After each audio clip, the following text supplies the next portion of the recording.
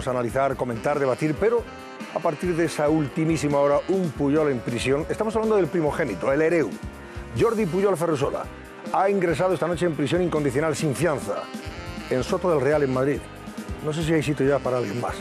Lo ha ordenado el juez de la Mata, el juez de la Audiencia Nacional, después de que la Fiscalía lo pidiera bajo la acusación de sacar de España en estos últimos 3 años, durante la investigación judicial, 30 millones de euros. Bueno, el caso es que esto ha coincidido, ese ingreso en prisión de Junior Pujol Ferrusola, con el terremoto político generado por la última operación anticorrupción con epicentro en el canal de Isabel II de Madrid, y con más de 70 investigados y varios en la cárcel, entre otros el expresidente de la comunidad, Ignacio González. Una operación que ha desatado una ofensiva política en toda regla de la oposición contra el gobierno y que lleva a preguntarnos si en el fondo no se está persiguiendo como objetivo principal a Rajoy después de la dimisión de Esperanza Aguirre. Es una pregunta que esta noche vamos a analizar, vamos a comentar y que también le trasladamos a ustedes en nuestro barómetro. Javier de Hoyos, buenas noches, Javier. Pues como bien dices, la pregunta que le vamos a lanzar a nuestros espectadores y es si consideran que hay una ofensiva política para derribar a Mariano Rajoy. Al 905-855-001 si piensan que sí, o al 002 si por el contrario dicen que no. Bueno, pues esa es la pregunta de esta noche en nuestro barómetro. La oposición está acusando al gobierno de intromisión en la investigación de la Operación Lezo. Le acusa de interferir en el trabajo de la Fiscalía Anticorrupción. Se filtran mensajes SMS de Ignacio González con el ministro de Justicia de hace un año, cuando este acababa de tomar posesión como ministro. E Ignacio González aún no sabía que le estaban investigando por el desfalco del canal de Isabel II. Se piden las dimisiones del ministro de Justicia, también del secretario de Estado de Seguridad, por reunirse con el hermano de González el pasado mes de enero. Se piden explicaciones al ministro de Interior, como ustedes han visto hoy en el Senado. En fin, asistimos a una ofensiva política contra el PP y el gobierno, cuyo alcance vamos a evaluar con los presupuestos generales del Estado. Si esta situación, si este ambiente político enrarecido, bastante crispado en estos momentos, impidiera la aprobación de las cuentas del reino, no sé, Rajoy no tendría más salida que convocar elecciones en otoño. Y que cada palo aguante su vela. Que sean los ciudadanos los que digan la última palabra política en las urnas, mientras la justicia sigue su trabajo. La oposición en cascada está hablando de alarma social, porque un ministro de Justicia, recién nombrado, hace casi un año, recibía la felicitación de un compañero de partido y expresidente de la Comunidad de Madrid, que casi un año después se ha sabido que estaba siendo investigado y ha acabado en la cárcel. Si hubo interferencias e intromisiones del gobierno en la investigación de los fiscales anticorrupción, qué mal debió hacerlo a tenor del saldo fiscal de esta operación Lezo. Les recuerdo, más de 70 investigados y varios en la cárcel, incluido el principal encausado, el expresidente de la Comunidad de Madrid. ¿Y a qué lumbrera política se le ocurriría, si lo supiera de antemano, responder a un mensaje de agradecimiento por el nombramiento de ministro, diciéndole gracias y ojalá se cierren pronto los líos?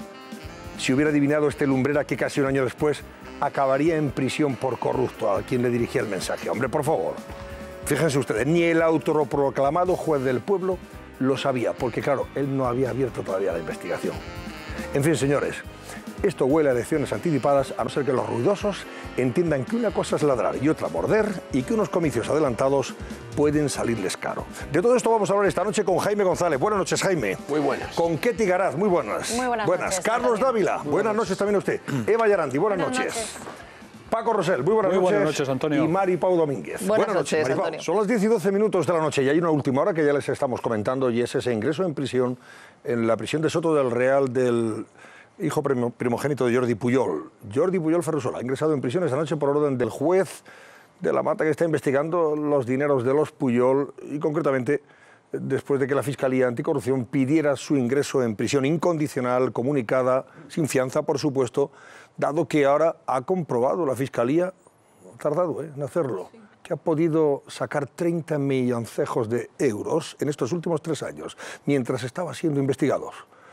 Alguno, por mucho menos, lleva en la cárcel 2 años y medio en prisión preventiva, pero luego lo vamos a comentar. Porque las reacciones no han tardado en producirse, ¿verdad? Después de que un Pujol haya ingresado en prisión después de todo lo que se ha contado, dicho e investigado. Cuéntanos, Javier. De Así es, Antonio. Ahora mismo Jordi Pujol Ferrusola es trending topic y ya han comenzado a hablar los políticos de nuestro país. Pablo Iglesias dice: prisión sin fianza para Jordi Pujol. Somos acusación popular desde septiembre de 2014. Las ramas de la trama siguen cayendo. Revilla: por fin empiezan a actuar contra esta familia de intocables hasta ahora. Girauta: 30 millones evadidos en plena investigación. Estos son algunos de los tuits que estamos leyendo hasta ahora, Antonio. Muy bien. ¿Y el barómetro cómo está, Javier? Luego comentaremos esa noticia, por supuesto. Pues le estamos preguntando a nuestros espectadores si consideran que hay una ofensiva política para derribar a Rajoy. Ahora mismo está muy igualado el dato. Un 49% dice que sí, frente a un 51% que se mantiene en el no. ¿Hay algún tuit, comentario que más o menos asocia esto con lo que se viene comentando en estos últimos días, no? Así es, el director de 20 Minutos, Arsino Escolar, dice: ni cayó Rajoy por su sé fuerte, hacemos lo que podemos a Bárcenas, ni cae Catalá por su ojalá se cierren pronto los líos a González. ¿Se está refiriendo Catalá a los líos que un año después se ha descubierto en los que estaba incurso el señor González? Porque si es así, aquí hay más de un rapel, incluidos en la profesión periodística. Pero mucho rapel y viendo bolas y bolas. Yo creo que se refieren más al tema del ático, que era cuando salió todo que estaba imputado. Bueno, pero el señor González no está en la cárcel por el ático. No está en la cárcel por el ático. Pero estaba siendo investigado. González está por un desfalco en el canal de televisión que me parece muy grave. Otra cosa es... Ya. Tenía el lío del ático, estaba siendo investigado. Bueno. Ese lío sí que posiblemente sea por lo del ático. Inferir que de un tuit como ese se puede extraer la conclusión... No, no, era una conversación. Perdón.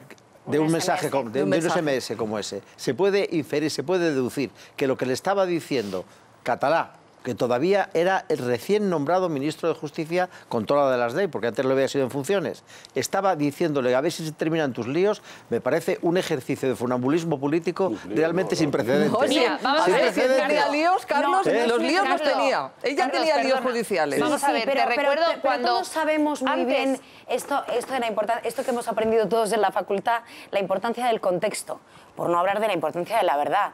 Hombre, me parece no un ejercicio de funambulismo. Carlos, hemos aprendido poco, pero a lo mejor en términos de moralidad deberíamos de saber la diferencia entre verdad y mentira y coger una declaración personal de hace un año y ubicarla en el contexto actual de una ofensiva.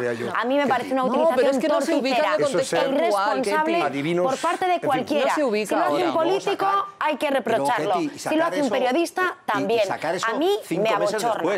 No, vamos a ver, es que yo creo que eso va mucho más allá. Es decir, hay, por ejemplo, una conversación entre Ignacio González y Zaplana que todos conocemos, donde se habla de Moix, pero justamente Carlos, déjame terminar, por favor, te lo pido, por favor. Eso es otra historia. Pero es que se produce justo antes de que Catalá renovase al fiscal general del Estado. Ese fiscal general del Estado, que en principio estaba Consuelo Madrigal, y que se sabe que no quería como fiscal jefe anticorrupción al que está ahora mismo, ahora no me acuerdo el apellido, Manuel Moix. Justamente no se la renueva precisamente porque no acepta los nombramientos que se le están imponiendo. Y justamente se habla de Moix en el momento en que Catalá nombra un nuevo fiscal general del Estado y automáticamente sale Maza y Maza nombra al nuevo fiscal anticorrupción. Es decir, que es que claramente tenían previsto cómo colocar a los fiscales donde los tenían que colocar. Y hay diferentes conversaciones donde se produce eso. Y eso es una injerencia bastante importante. Brevemente, Jaime, que tengo un invitado que tengo que ya saltar inmediatamente y luego recuperaremos. Yo creo que la relación causa-efecto, el correlato que haces es, y te lo digo con todo el cariño del mundo, un puro disparate. Porque si el gobierno hubiera querido tapar lo que sabía de Ignacio González, hubiera tenido mucho más fácil. Le hubiera dicho a Cristina Cifuentes: oye, no te vayas a la fiscalía y estate callada. Y sin embargo, lo que ocurre pero es que entonces Cristina Cifuentes puede ir también en prisión detrás de Ignacio González por tapar, porque te recuerdo que era consejera. Me parece que todo es un disparate. Yo creo que te estás centrando en lo que a mí me parece la anécdota y la gran categoría. Sí, es una anécdota. O sea, que hablen... Pero vamos a ver, Ignacio González... Que hablen de Moix. Oye, vamos a dejar hablar. Vamos a dejar hablar, por favor, que no tenemos tiempo. Ignacio lo advierto. Brevedad y concreción. El señor Catalá e Ignacio González se conocen en la época en la que ambos eran subsecretarios de los gobiernos de Aznar. Tenían una relación fluida, más allá de que efectivamente al señor Ignacio González le salpicara en su día el caso del ático.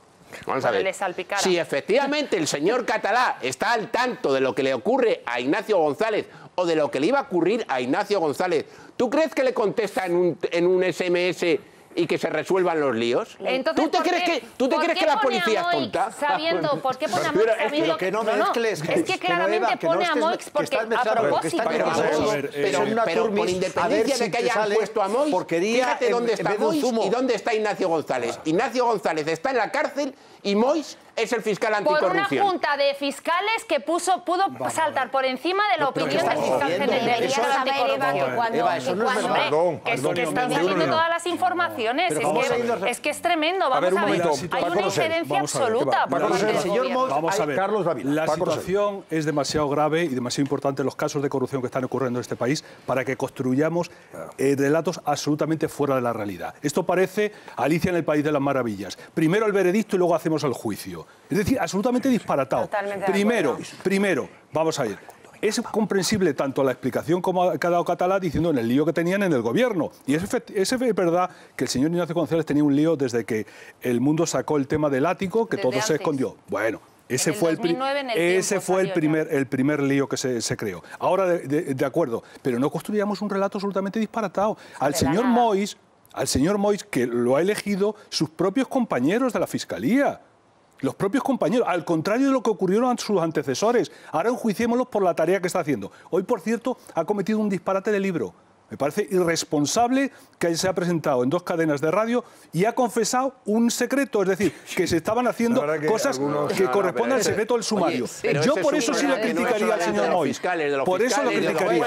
Y estamos aquí, de verdad, estamos en esta situación de gravedad, lo que estamos construyendo, haciendo muchísimo humo, que solamente va a servir para 2 cosas. Una, para que nos ceguemos los ojos y los corruptos se vayan de rositas, que es lo que va a ocurrir con todo este disparate, que es lo que nos debiera preocupar. Pero claro que estamos aquí instalados en la irrealidad más absoluta y como la reina de Alicia en el País de las Maravillas. Primero el veredicto. Quiero decir una cosa, que estoy completamente de acuerdo en que me parece absolutamente improcedente que un fiscal se vaya a una emisora de radio a contar cosas que no debería contar, de la misma manera que me parece absolutamente improcedente que el juez del caso vaya a un medio de comunicación, en este caso es el tuyo, a hacer exactamente lo mismo. Vamos a ver, un momento. No, hombre. Vamos a ver, al juez se le puede criticar por hablar. Un momentito. El juez del pueblo, juez fundamentalmente al juez se le puede criticar una afirmación que ha hecho al diario El Mundo el domingo, en el sentido que es lo que me parece más importante, que las leyes hay que interpretarlas en la dirección de lo que opina el pueblo. Cosa absolutamente irresponsable. Un momentito, por favor. Había que mancharlas de mano. Un momentito, vamos a ver. Cosa que me parece irresponsable. Pero el juez, en las declaraciones que hizo al Mundo, no reveló ningún secreto del sumario, como ha hecho hoy el fiscal. De forma irresponsable, hablando de grabaciones y cómo se habían producido. Pero si no solo por revelar... Señores, luego volvemos. ¿Cómo está el barómetro? Javier de Hoyos. Pues Antonio, déjame decirte que estamos recibiendo miles de llamadas y la pregunta que le estamos lanzando es si consideran nuestros espectadores que hay una ofensiva política para derribar a Rajoy. Ahora mismo un 60%, un 59% nos dice que sí, frente a un 41% que se mantiene en el no. Pueden seguir llamando. Y les recuerdo que el juez de la Mata ha enviado a prisión a Jordi Pujol Ferrusola, al primogénito de los Pujol. Jordi Pujol Ferrusola ha ingresado en prisión esta noche en Soto del Real. Tiene 59 años, ha declarado hoy por tercera vez como imputado en la Audiencia Nacional ante el juez de la Mata. El magistrado, tras una declaración extenuante de más de 4 horas, decidió enviarle a prisión. Le había pedido esa prisión incondicional sin fianza la Fiscalía Anticorrupción por supuestamente haber movido fuera de España casi 30 millones de euros mientras se le estaba investigando por delitos de blanqueo y contra la hacienda pública junto a sus padres y a sus 6 hermanos menores. Una de las expresiones que más se han repetido en estas últimas horas en las redes sociales es: hombre, ya era hora. Don Pablo Casado, vicesecretario de Comunicación del Partido Popular, buenas noches. Buenas noches, Antonio. Antes de hablar del asunto saqueo, canal, etcétera, etcétera, consecuencias políticas, esto de Jordi Pujol Ferrusola realmente estaba sorprendiendo. Que mientras otros estaban caminito de Jerez, que decía que el fiscal, ¿no? Pacheco. No. El juez Bermúdez, ¿no? Caminito de Jerez. Otros estaban en su casa, oye, sacando dinero sin parar. Y decían, ¿esto cómo es posible? También decía que él sabía que el 11M no se terminaba en los moros. Sí, sí, el juez Bermúdez. Bueno, ¿qué impresión tiene sobre esto? ¿Qué opinión le merece? Bueno, el ingreso en prisión del hijo primogénito de Jordi Pujol. Que en España la justicia funciona, que al final la justicia se abre paso y que cualquier persona que haga algo incorrecto y que malverse caudales públicos o que tenga algún delito relacionado con la corrupción lo va a acabar pagando, esté en el partido en el que esté, sea hijo de quien sea, y tarde lo que tarde en instruirse los casos. Por eso lo único que podemos pedir es que se haga justicia, que se haga cuanto antes, que no tengamos esos procedimientos y esas instrucciones tan largas, y sobre todo en Cataluña, bueno, por concretar en ese tema que afecta directamente a Cataluña, pues nos hemos enterado que no era España quien robaba a los catalanes, sino que era Convergencia y esa trama de corrupción. Pero bueno, confianza en las instituciones, en los jueces, en los fiscales y por supuesto también en las fuerzas y cuerpos de seguridad del Estado, para que no quede impune cualquier tipo de ilegalidad. En este caso estamos hablando de casi 30 millones de euros que habría sacado Jordi Pujol. Claro, Ferrusola, el hijo, el primogénito. Se le ha dejado sacar a Jordi Pujol. Durante la investigación. Que se le ha permitido a Jordi Pujol. Pues eso me refiero. ¿Por qué se tarda 3 años en tomar una decisión de esta naturaleza desde el punto de vista cautelar, cuando hay alguno que lleva en la cárcel casi 3 años en prisión preventiva, precisamente para evitar que mueva... 31 meses. 31 meses, bueno, 2 años y medio.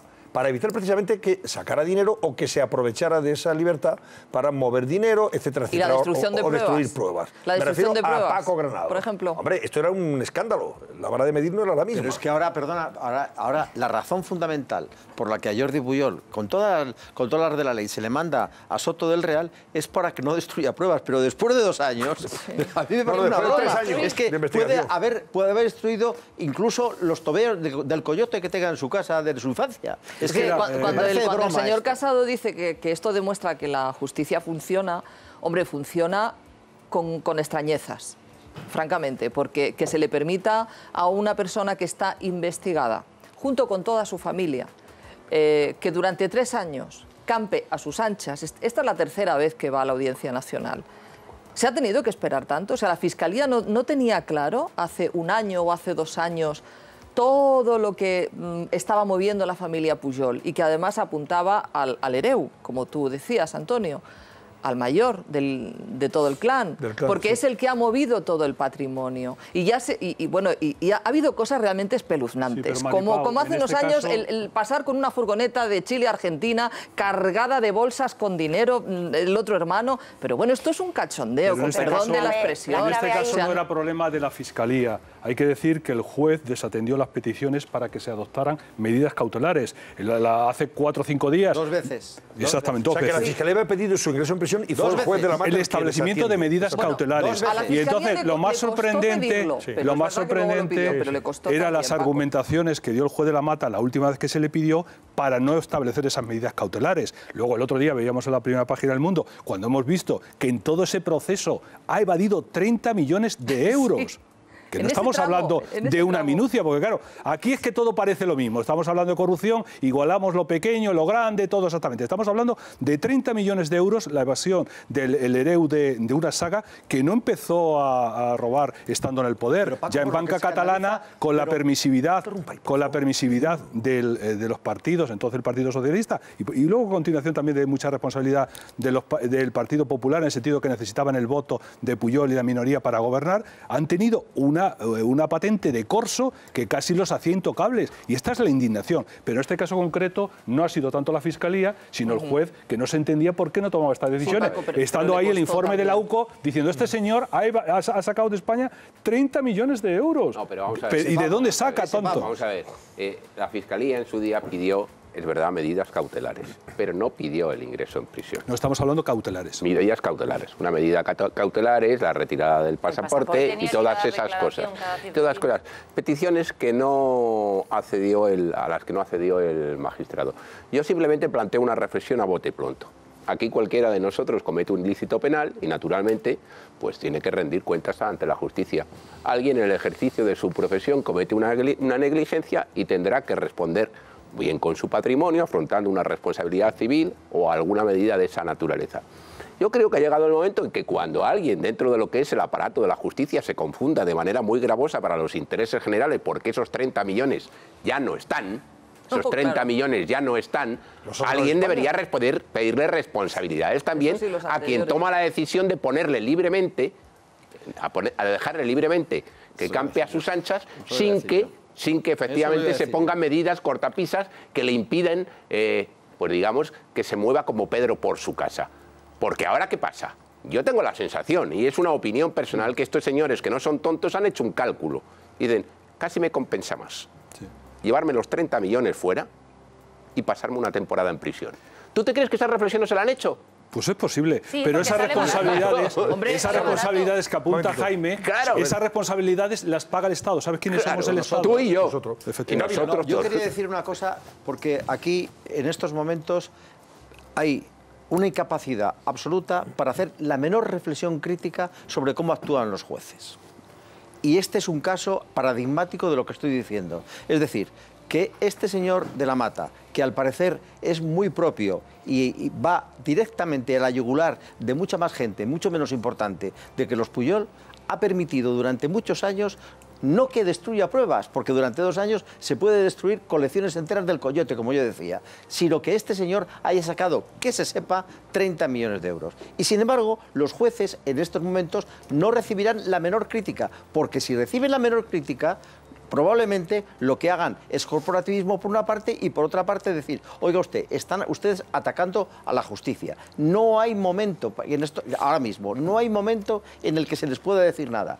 A mí me parece, el otro día, la entrevista que publicó El Mundo, Paco, olé, yo soy periodista, yo soy director de un periódico y me vuelvo loco si tengo la entrevista del juez.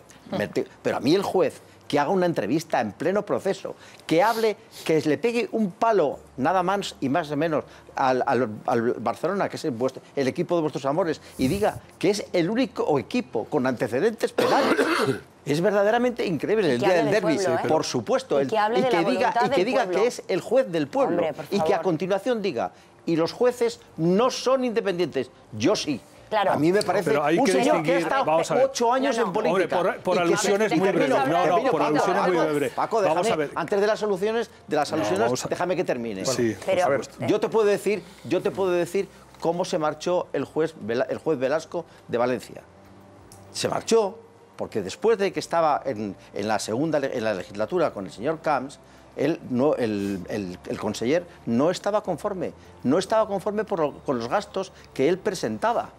Y le pidió que justificara unos almuerzos y le dijo literalmente, no me da la gana, yo con lo único que le justifico es a quien me nombró. Literalmente así. ¿Y a quién le nombró? Primero Zaplana y luego Camps. Bueno, sí, pero en relación un poco... Es que eso es trascendental. Pero es que todas estas reflexiones, Antonio, lo que nos lleva es a una pregunta fundamental que a mí me interesa conocer la respuesta del señor Casado. Que para eso lo hemos invitado. Que para eso lo hemos invitado. Que es básicamente esto de que la justicia es igual para todos, da la sensación, y esta es mi pregunta, que depende de quién seas y de qué juez te toque. Porque parece que es bastante más timorato el señor de la Mata que el señor Velasco. O por lo menos que lo es con esa familia de intocables que tenían patente de corso, que eran los Pujol, y que parece que no tiene otro presidente que desde luego tiene todas las características de lo que vamos conociendo para ser reprochado y para ser juzgado y para estar en prisión. Ahora, las condiciones son las mismas. 2 expresidentes de 2 comunidades autónomas que han estado largo tiempo, es verdad que uno más que otro, y es verdad que el que ha estado más tiempo, ha defraudado muchísimos millones más que lo ha hecho Ignacio González. La pregunta que yo le hago al vicesecretario general del PP es esta. La justicia es igual para todos, pero depende de quién seas y de qué juez te toque, sobre todo esto último, de qué juez te toque. Bueno, yo tengo que ser muy prudente y más en semanas como esta. Y yo lo que tengo que decir es que confiamos en la justicia. Yo confío en la justicia, yo soy abogado y la verdad es que hacerme esa reflexión, pues a mí me duele hacérmela igual que a ti. Y en este caso, bueno, lo que tenemos que decir es lo que debería ser la justicia. Y es que el juez, como dice el clásico, tiene que ser quien a través de sus labios lea la ley y ninguna otra consideración, ni social ni política. Y tiene que ser ciega, y por algo se representa la justicia ciega, ¿no? Que independientemente de quién esté togado, pues más o menos los argumentos o los indicios van a tener una respuesta, un reproche penal en la sentencia justo. Pero yo no tengo por qué desconfiar. Yo lo único que estoy pidiendo, como decía anteriormente en la otra intervención, es que sea rápida. Para eso se han tomado ya medidas en la última reforma de la ley de enjuiciamiento criminal. Como decía Jaime, ampliando el plazo de prescripción para que nadie se escape, para que nadie haga cálculos de si con unos años en la cárcel o incluso intentando evadir la acción de la justicia puede estar prescritos sus ilícitos. Y luego, por otra parte, acortando los plazos de instrucción. Sobre todo, ya no por los afectados, que también hay una indefensión, hay una pena de telediario, hay veces personas que salen absueltas del juicio oral y no se les resarce social o mediáticamente, sino también de cara a la opinión pública, porque hay una sensación de impunidad, porque cada sumario, cada pieza, cada instrucción, en cuanto hay un nuevo estadio procesal, cuando se levanta el secreto de sumario, e informáis, cuando se levanta o se dicta el auto para la apertura del juicio oral e informáis, parece que es un caso nuevo. Y en esto estamos hablando de casos que se llevan investigando durante mucho tiempo. En Cataluña, por ser el caso del que estamos hablando, creo que además es el origen en gran medida del independentismo que tenemos. Ese envolverse en la señera es probablemente para tapar una corrupción sistémica, como se ha reconocido durante muchas legislaturas. Y hoy no quiero hacer partidismo, de verdad, la corrupción afecta, por desgracia, a cualquier partido, a cualquier persona, aunque no sea político, aunque sea un empresario, aunque sea un funcionario, y a cualquier país.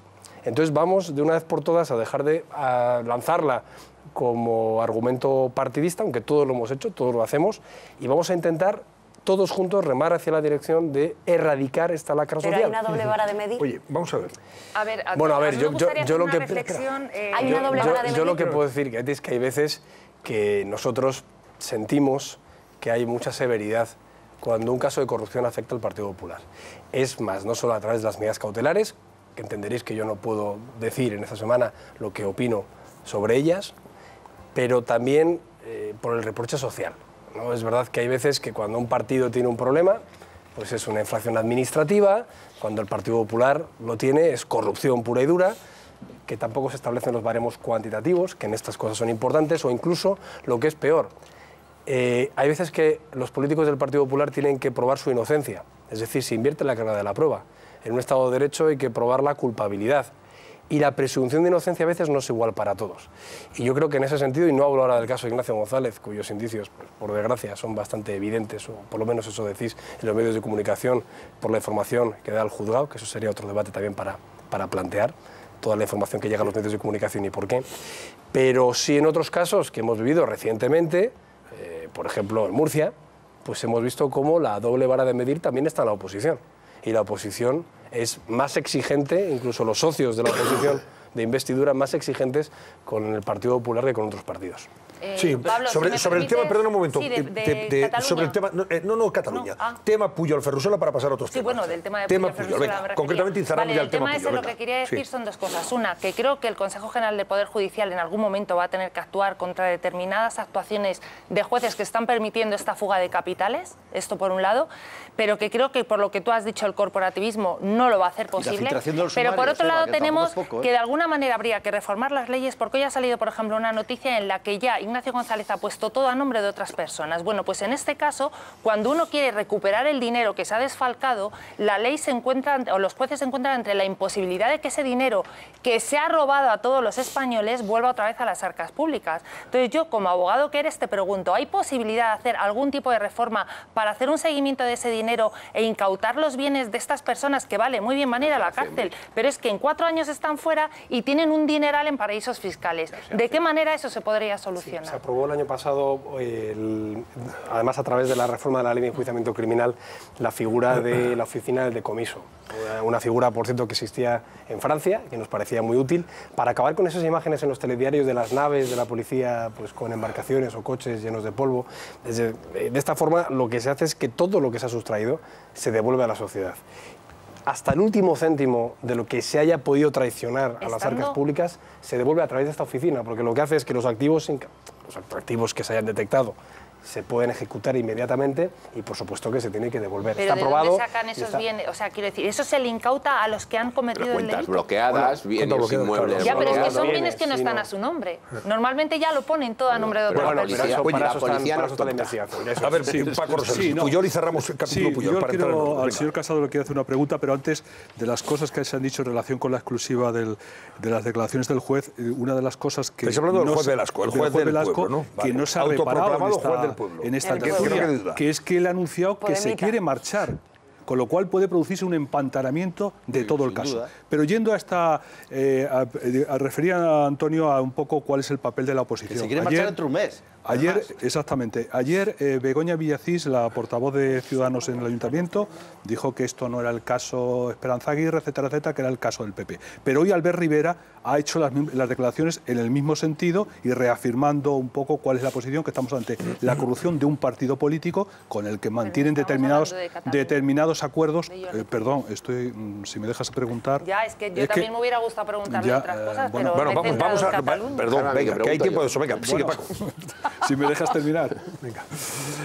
Entonces, pregunto, ¿de qué forma puede verse afectada la estabilidad con estas declaraciones de Ciudadanos con relación a lo que está haciendo al papel del Partido Popular? Y en segundo lugar, ¿considera que hay una doble vara de medir con relación, por ejemplo, a lo que está ocurriendo en Andalucía, donde Ciudadanos mantiene al Partido Socialista y parece que no le exige la misma responsabilidad que en este caso le está exigiendo al Partido Popular a nivel nacional?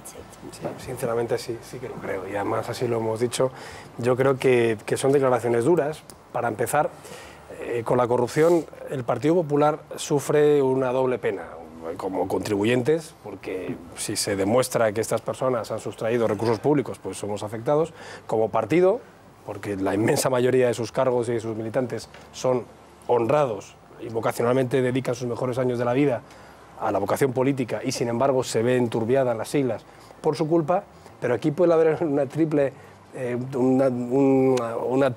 pena, que es que además las políticas que el partido quiere emprender, en este caso unos presupuestos que lo que quieren es consagrar el crecimiento económico y la creación de empleo, hay quien ya decía hoy, algún periodista, que pudieran tener algún parón, y eso es lo que reclamamos. No debería ser así.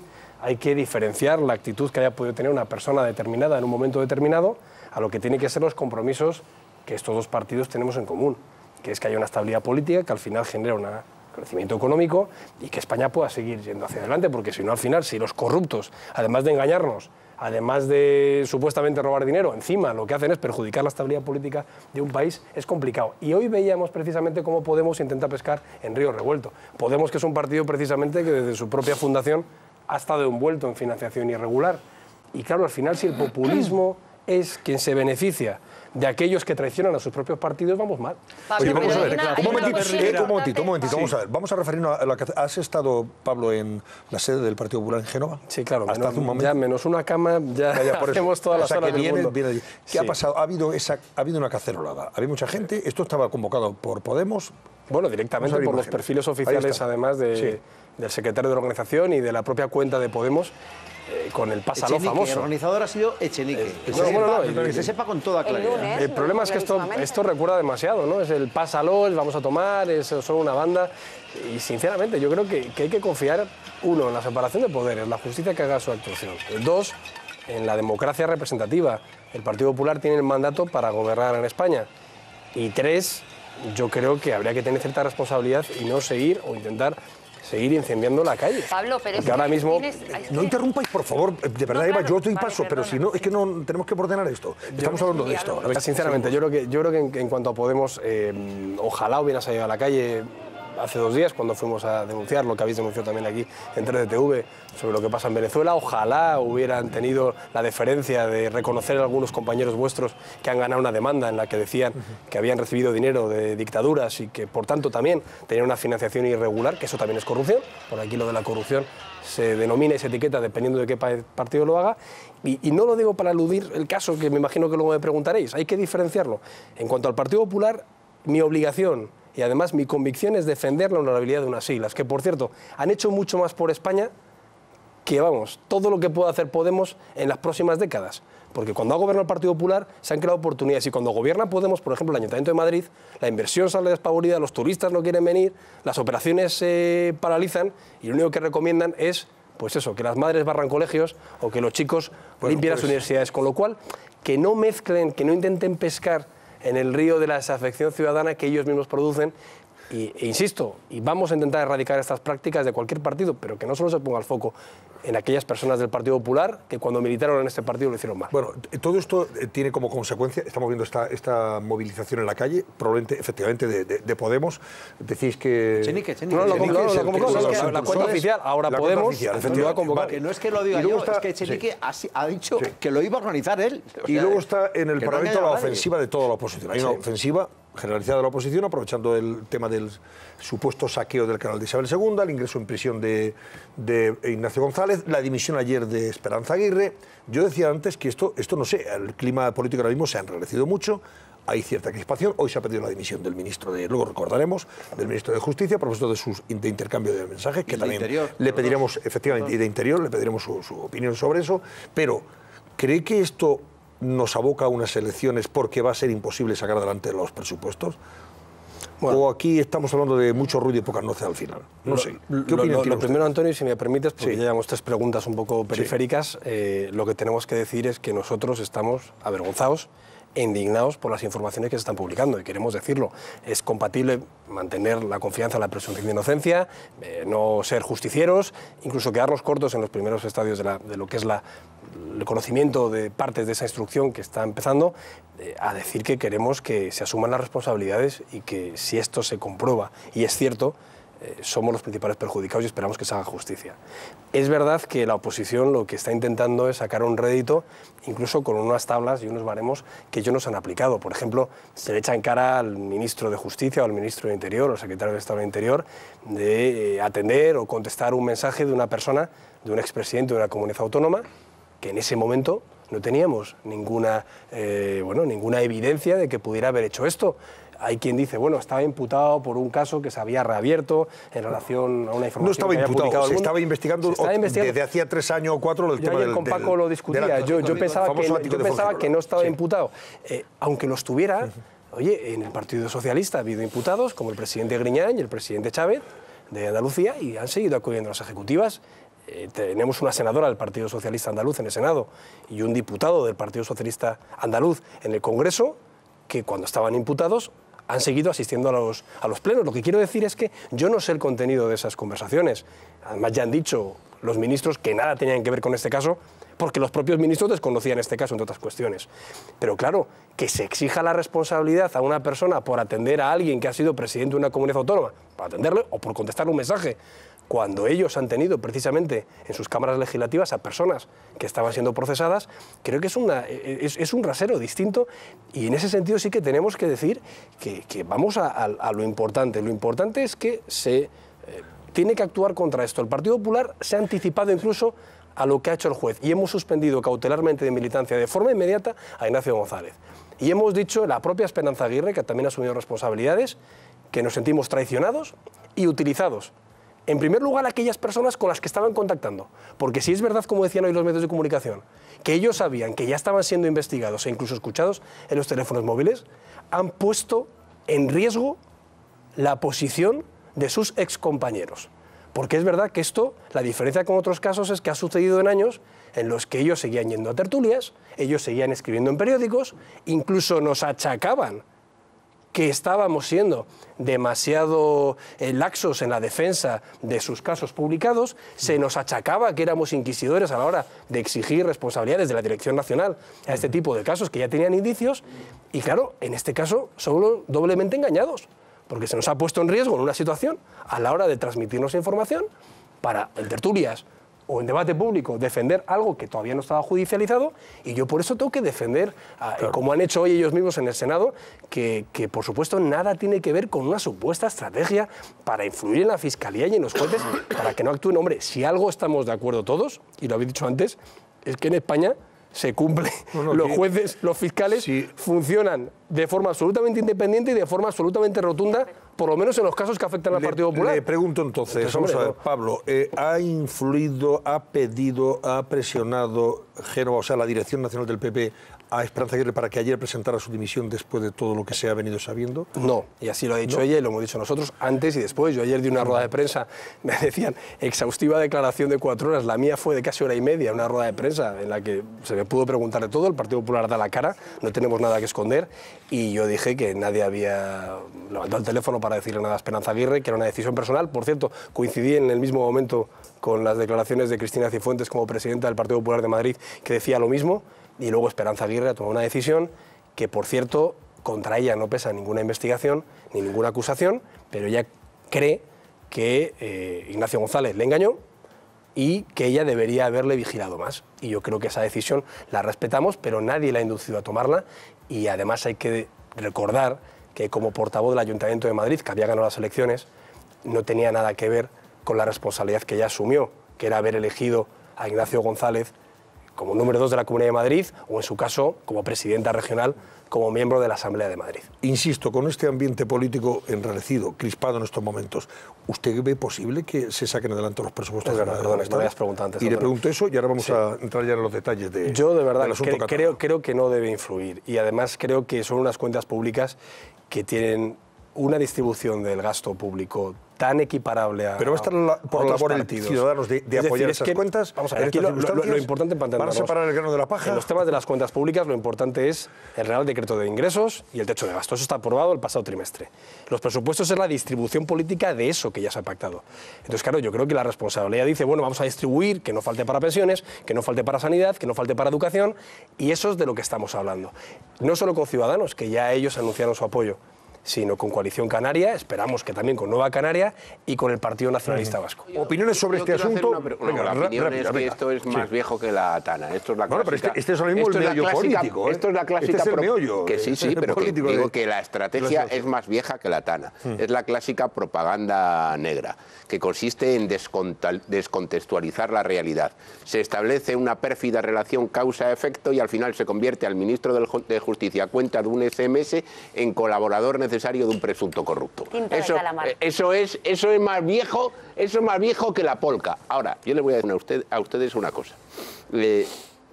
A veces da la sensación de que ustedes pecan de una supina ingenuidad. Si saben cómo se las gasta la otra parte, cómo cometen fallos que me parece que son de principiante. En política hay que tener el colmillo retorcido, y cuando la otra parte viene con la voluntad seria de llevarse por delante la cabeza del presidente del gobierno, que es lo que están buscando, hombre, ustedes tienen que tener mecanismos de prevención y evitar cosas que, insisto, es que esto es de primaria. No les puede pasar a ustedes esto, es que ya les ha pasado más veces. Pablo. Jaime, ¿te refieres a...? Pues a todo esto. ¿Qué puñetas Pablo, hace un secretario de Estado de Interior recibiendo al hermano del señor Ignacio González? ¿Qué puñetas hace? Por mucho que yo no sospeche en absoluto. Es que no sospecho en absoluto. Al contrario, lo defiendo. Al secretario de Estado de Interior. Pero es un pinín, hombre. Ya, pero en el mes de enero sabía el secretario de Estado de Seguridad que estaban investigando a ese señor y a su hermano por el desfalco del canal. Pero, Antonio... Sí, claro, si lo sabían, entonces son los más torpes de Eurasia. Sí, pero es que luego resulta que te sale el auto... Si no lo sabían, pues a lo mejor... Pero que luego te sale el auto del juez y resulta que el señor hermano de Ignacio González le comenta a Ignacio González: pues la reunión ha salido muy bien. Ya te comentaré, ya te comentaré. Entonces, claro, creas una sensación de permanente sombra de sospecha. Mire, en política las cosas no son como son, desgraciadamente, son lo que parecen. Son como se pintan. Son lo que parecen, como se dibujan. Eso es la vida misma, ¿eh? Claro, es así. Y al final ustedes siempre caen en la trampa. Pero, Jaime, es decir, que entonces el secretario de Estado de Hay que tener con muchísimo cuidado. Que además ha sido alcalde de Córdoba, es decir, que coincidió en el Consejo de Administración de Mercacórdoba con Pablo González. Que sí. Resulta que entonces tiene que pensar... Tiene que pensar. Una investigación que lleva 2 años, que se ha archivado varias veces, que nos han presentado por escrito hasta los ingresos ya no de la mujer, sino, vamos, de la mascota, y que encima se nos ha reprochado no defenderles, y que encima, bueno, entonces lo que hay que hacer es, bueno, pues no. Tiene que pensarlo, sí. No recibirla. Además ha dicho hoy el ministro, por lo visto, que estuvo 1 mes y medio intentando reunirse con él. Y yo he puesto el ejemplo anteriormente. Él no lo recibió. Si eso le ha pasado, por ejemplo, yo he puesto los ejemplos anteriormente sobre los imputados del Partido Socialista, pero a lo mejor podemos preguntar a los señores de Ciudadanos si ellos siguen cogiendo el teléfono o se siguen reuniendo con el alcalde de Granada, al que han puesto. Sí. Bueno, el alcalde de Granada está imputado y por 4 delitos.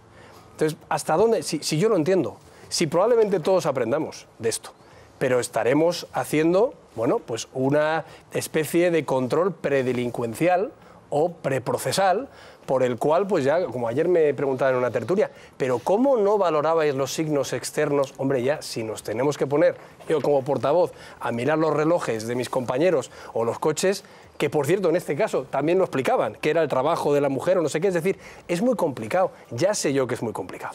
Ahora, yo he experimentado, y toda la Dirección Nacional, en apenas un trimestre, los reproches, porque éramos durísimos y malísimos contra compañeros. Es que lo ha dejado caer 3 veces, hombre, ya, pero no acaba de decir claramente. Ignacio González reprochaba. Bueno, yo me refiero a Valencia. En Valencia hubo muchos reproches porque el Comité Ejecutivo Nacional se anticipó al juez a la hora de exigir responsabilidades a los concejales del Ayuntamiento de Valencia. Pero en concreto en el caso de Ignacio González... Bueno, es que eso se utilizó por parte de todas las personas. Dejarle solo en este asunto y no apoyarle. Todo el mundo que ha tenido algún caso que se estuviera investigando, lo que decía, lo que escribía, es que no lo digo yo, es que lo que escribía, vamos a repasar las columnas que se han escrito, era de cómo es posible que el partido no defendiera más a los suyos, etcétera, etcétera. Por cierto, que era muy injusto, porque y tú bien lo sabes, Antonio, que oye, no hacemos otra cosa de la Dirección Nacional que defender a los nuestros, pero claro, con ciertas prevenciones. El equilibrio es muy complicado. Ahora bien, en este caso, bueno, pues a partir de ahora a lo mejor antes de conceder una reunión o antes de contestar un mensaje, bueno, pues tendremos que hacer vigilancia. Si usted no quiere que se sepa lo que vamos a hablar aquí, ni lo piense siquiera. Claro. Sí, bueno, hay una cosa más. Hay un consejo mucho mejor todavía, que es si no se quiere que se sepa algo malo, que no se haga algo malo. Pero es que en este caso yo estoy convencido que estos ministros y este secretario de Estado no tienen ningún inconveniente en que se publique con luz y taquígrafos lo que se ha hablado, porque no hay nada malo. Por cierto, también habría que valorar lo que se publica y lo que se publica que es irrelevante para las causas. A ver, Eva, un momentito, Eva, por favor. Mira, Pablo, el problema es que estáis constantemente evadiendo la responsabilidad que como Partido Popular tenéis, porque estáis imputados por haberos financiado ilegalmente. Es decir, intentar pedir siempre, perdóname, por financiación ilegal hay una imputación del Partido Popular. El Partido Popular está imputado. Y la otra vez me dijiste que no y me decepcioné y está imputado como persona jurídica, está imputada. Entonces, más allá de eso, estáis constantemente pidiendo responsabilidades individuales. Responsabilidad civil no es imputación. Vamos a ver, estáis pidiendo responsabilidades individuales.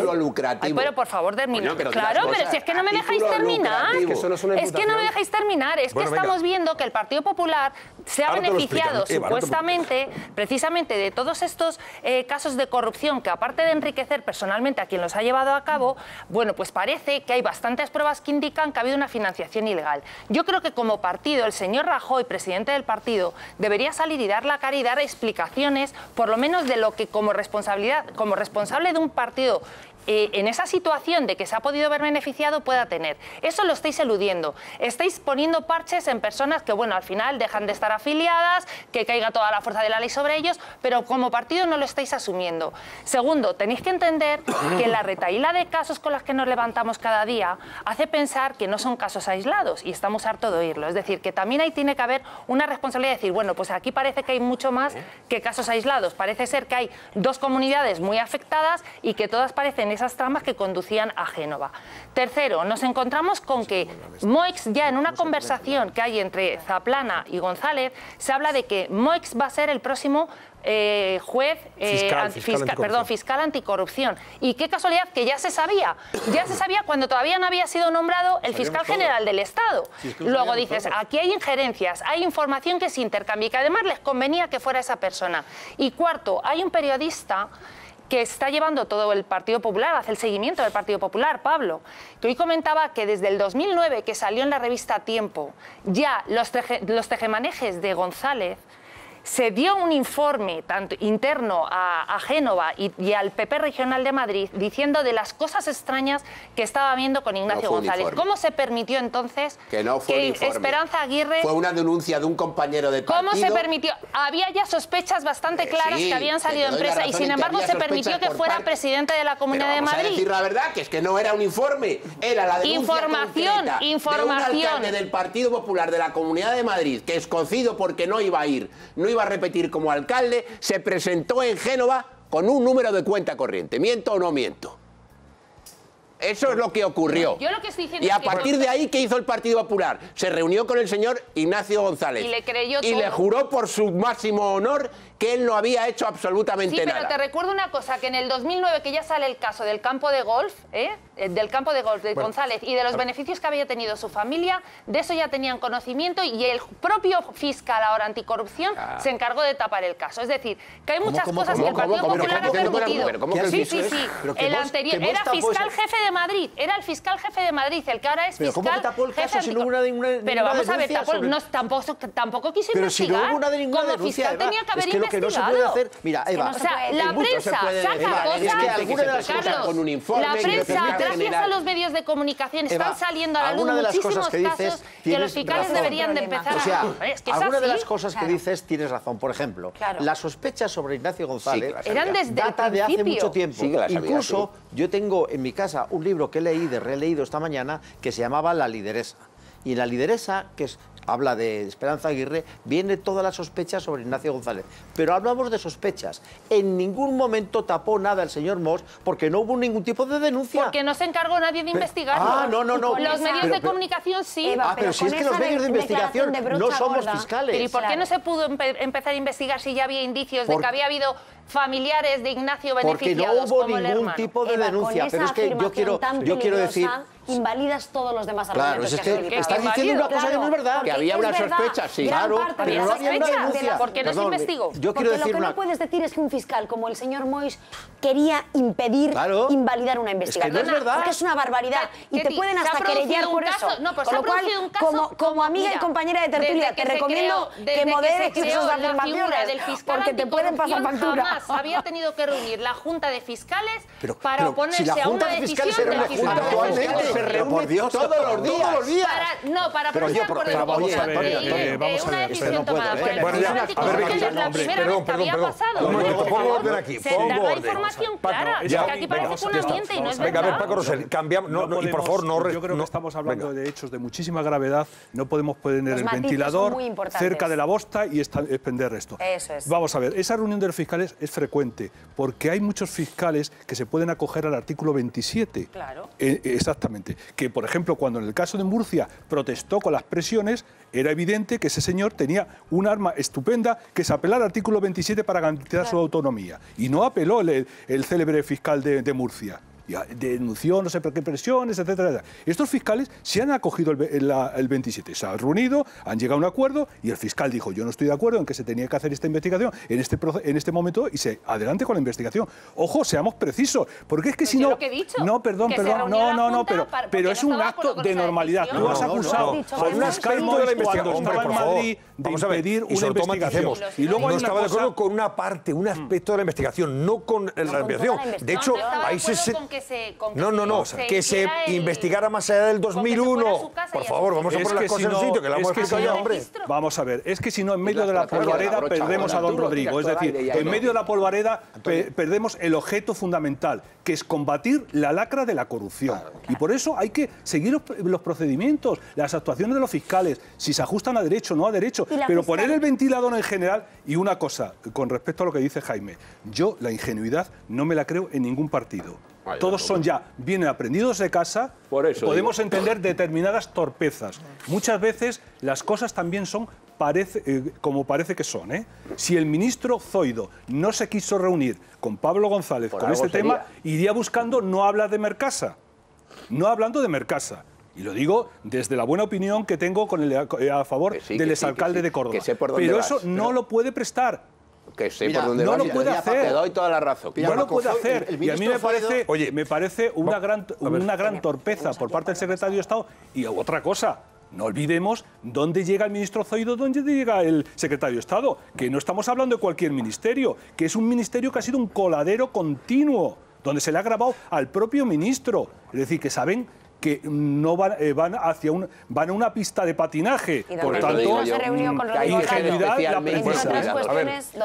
Carlos Maripau, y despedimos a Pablo, que tiene que responder a lo que planteaba antes. Tu colega, el senador que ha hablado hoy y ha interpelado al ministro del Interior, hable de fiscales independientes, hable de fiscales que lo nombran a dedo, cuando aquí fue un diputado del Partido Socialista, vicepresidente de la Cámara, que pasó directamente a fiscal general del Estado, cuando hubo otro fiscal que le nombraron a dedo, también miembro del Partido Socialista con carné aquí, que sencillamente, incluso luego ya la Junta de Fiscales y incluso un juez dictaminó que había sido un nombramiento ilegal, me parece que queda completamente anulado. ¿Te refieres a Fernández Bermejo?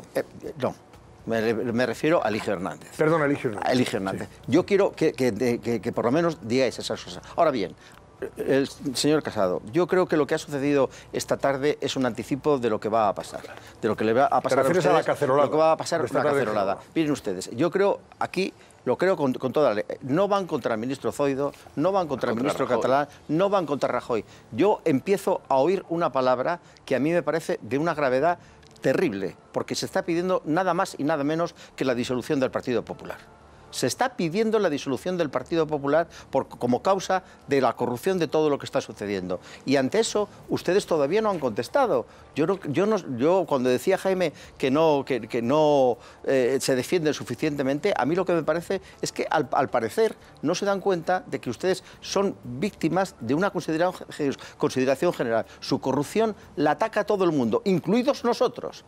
Pero es que la corrupción del Partido Socialista no la ataca a todo el mundo. La de los seres de Andalucía está parada en estos momentos. No se conoce qué está pasando. Y ahí son más de 5.000 u 8.000 millones de euros los que están en juego. Es decir, ustedes se están preparando para una campaña como la que va a haber, mediática, política, de presión, de partidos, pidiendo directamente la disolución de su partido. Bueno, yo espero que no se pida eso porque no tendría ningún sentido. Lo que sí que tengo claro... Usted lo está viendo igual que yo. Es que los casos que están aflorando de cualquier partido son en gran medida gracias a las medidas legislativas que aprobamos en soledad la pasada legislatura. E incluso los procedimientos internos en las administraciones en las que gobernamos también es por el compromiso que tenemos para que se haga justicia, como es el caso de la denuncia del FROP con el caso Bankia, o como ha sido el caso de la denuncia de Cristina Cifuentes del caso del canal de Isabel II. Yo eso no lo he visto hacer en ningún otro partido, todo lo contrario. En otros partidos insultaban a la jueza que les juzgaba. Aquí yo he dicho algo sobre el juez que está instruyendo la causa y me lo habéis dejado bastante fácil opinar al respecto. Yo creo que esa es la diferencia y por eso tenemos que dar la cara, seguir reivindicando que este partido no se puede empañar por casos aislados, porque son casos aislados. Estamos hablando de 3 casos. Hemos hablado de Púnica, hemos hablado de Lezo, hemos hablado de Gürtel, insoportablemente numerosos en mi opinión, pero son casos aislados, con gente que evidentemente forma parte de un conjunto de, bueno, pues de... Y con gente muy significada, Pablo, en todo caso. Que han llegado a este punto que es tremendo. Pero de verdad, mensaje de tranquilidad. Aquí se cumple la ley, mensaje de confianza en el Partido Popular, que está completamente contra estas prácticas y que está tan indignado o más que nuestros espectadores, pero sobre todo también un mensaje de responsabilidad a la oposición y a la opinión pública.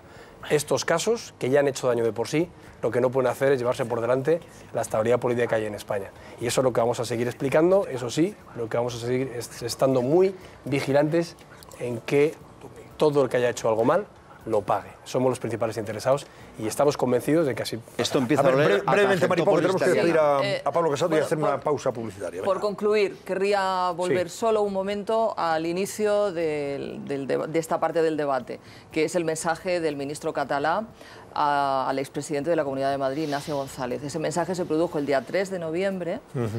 Muy pocos días después, el señor González mantiene una conversación telefónica con su mismo teléfono intervenido, ya estaba siendo intervenido, con Enrique Cerezo, empresario cinematográfico y presidente del Atlético de Madrid.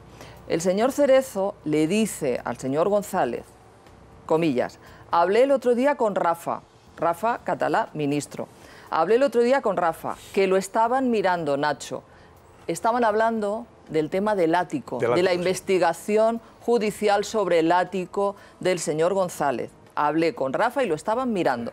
A lo que González responde, pues sí, es verdad, me dejó un mensaje encantador. Por tanto, no es tan extravagante, por concluir, que se relacione que ese, ojalá se acaben pronto los líos, Nacho, tenga que ver con la investigación judicial que se estaba llevando. Entonces, pero es que eso tampoco se sostiene. Perdóname, es que tampoco se sostiene. ¿Por qué un ministro tiene que decirle a quien sea, en este caso nada menos que al expresidente de la Comunidad de Madrid, ¿por qué tiene que decirle, espero que se acaben pronto los líos? Esa es la palabra porque yo estoy de acuerdo en una cosa con vosotros, en no mezclarlo.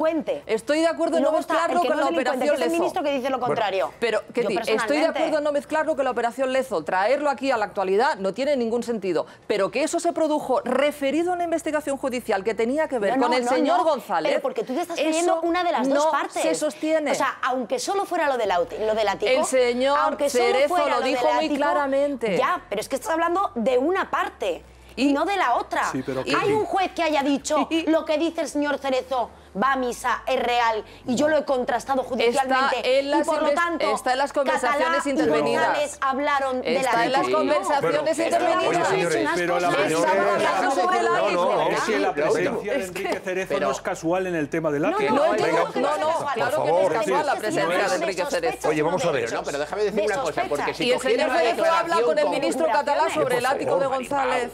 Hay un poquito de trampa a la hora de descontextualizar la conversación entera que yo la he mantienen contextualizado. Ignacio González y Enrique Cerezo, porque en el transcurso de esa conversación lo que se viene a poner de manifiesto es que Cerezo le dice a Ignacio González lo de la Fiscalía es imposible, pero eso tú no lo has dicho, tú te has quedado con lo que te interesaba más decir.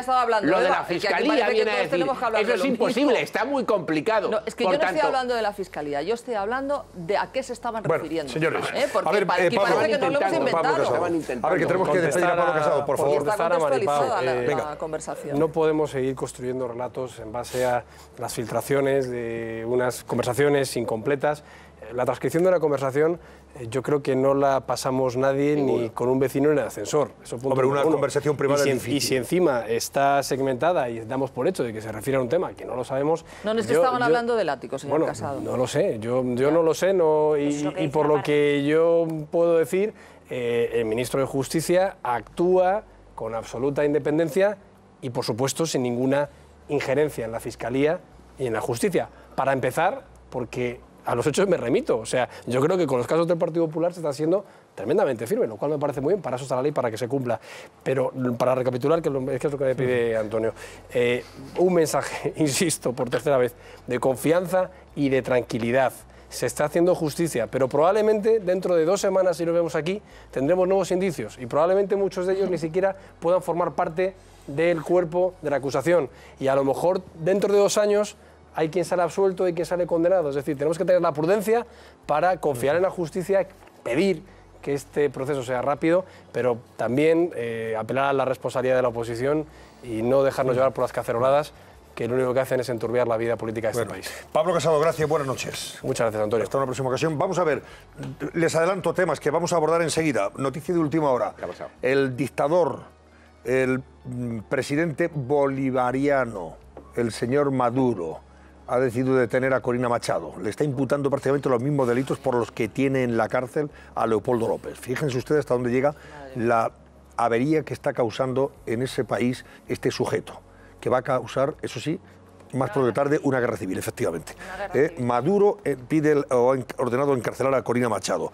Vamos a hablar de lo que está pasando en Podemos y su intervencionismo y totalitarismo, que lo evidencia cada vez que da pasos en cualquier dirección. El señor Errejón era un tertuliano de la cadena SER.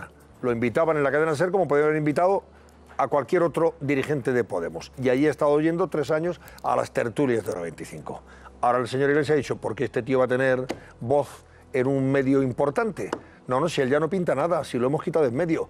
Allí tiene que ir Irene Montero. Y en la SER le han dicho, oiga usted, si yo he invitado a Errejón, ¿por qué narices tengo que traer a esta señora?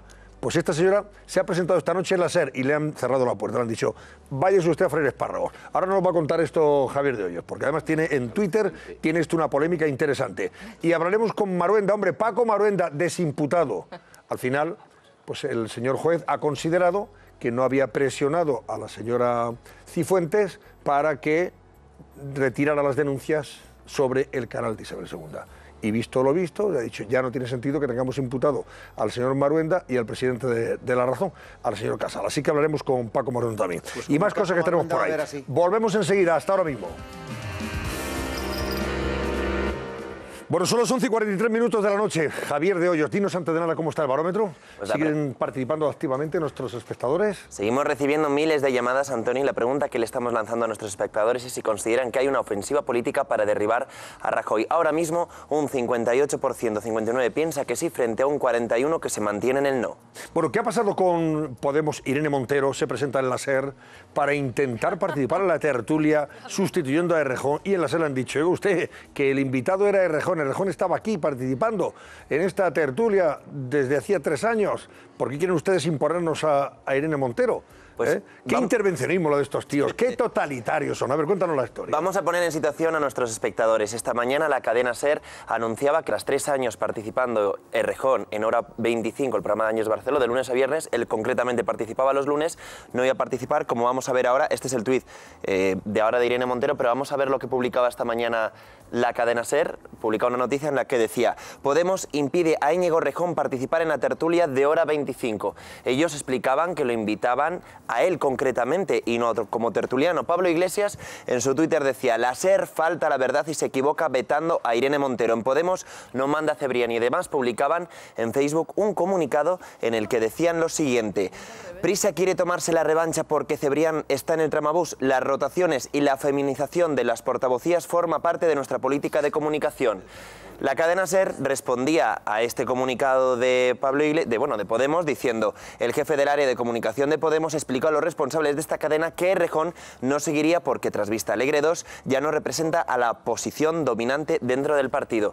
Y claro, las redes comenzaban a reírse, a tomarse con humor esto, diciendo: ahora mismo este es Errejón. Pero la última hora es que Irene Montero esta tarde se ha personificado en la cadena SER, personado, es verdad, en Hora 25, y ha dicho que quería participar, y la cadena le ha dicho que sí podía asistir a verlo como invitada, a verlo como espectadora, pero que no estaba invitada como tertuliana, ya que el invitado era otro.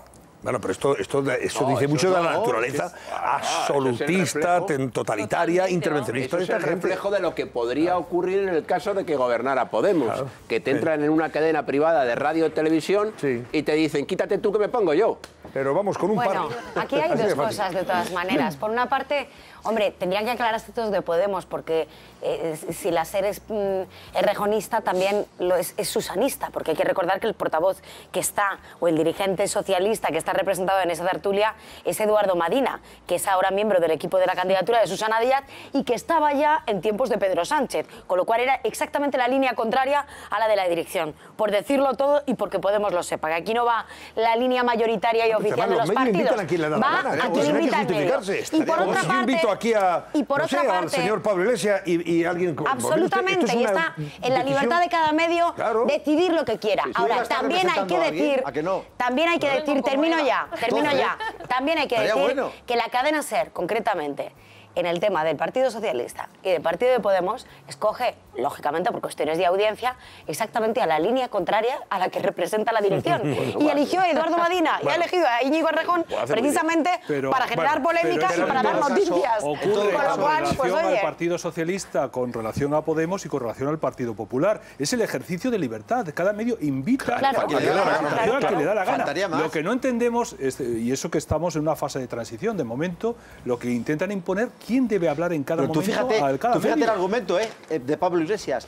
Tú atate a la mesa, es la feminización. Atate a la mesa. La feminización. La rotación. O sea, pero se han acordado ahora, después de 3 años. Pero no la feminización. Porque llevaba 3 años. Es decir, Errejón no puede ir porque es hombre. Vamos a mandar a una mujer que es mi novia. Es verdaderamente increíble. Es decir, vamos a ver. Era evidente que... Es verdaderamente increíble. 12 menos 13 minutos de la noche. Paco Maruenda, buenas noches, Paco.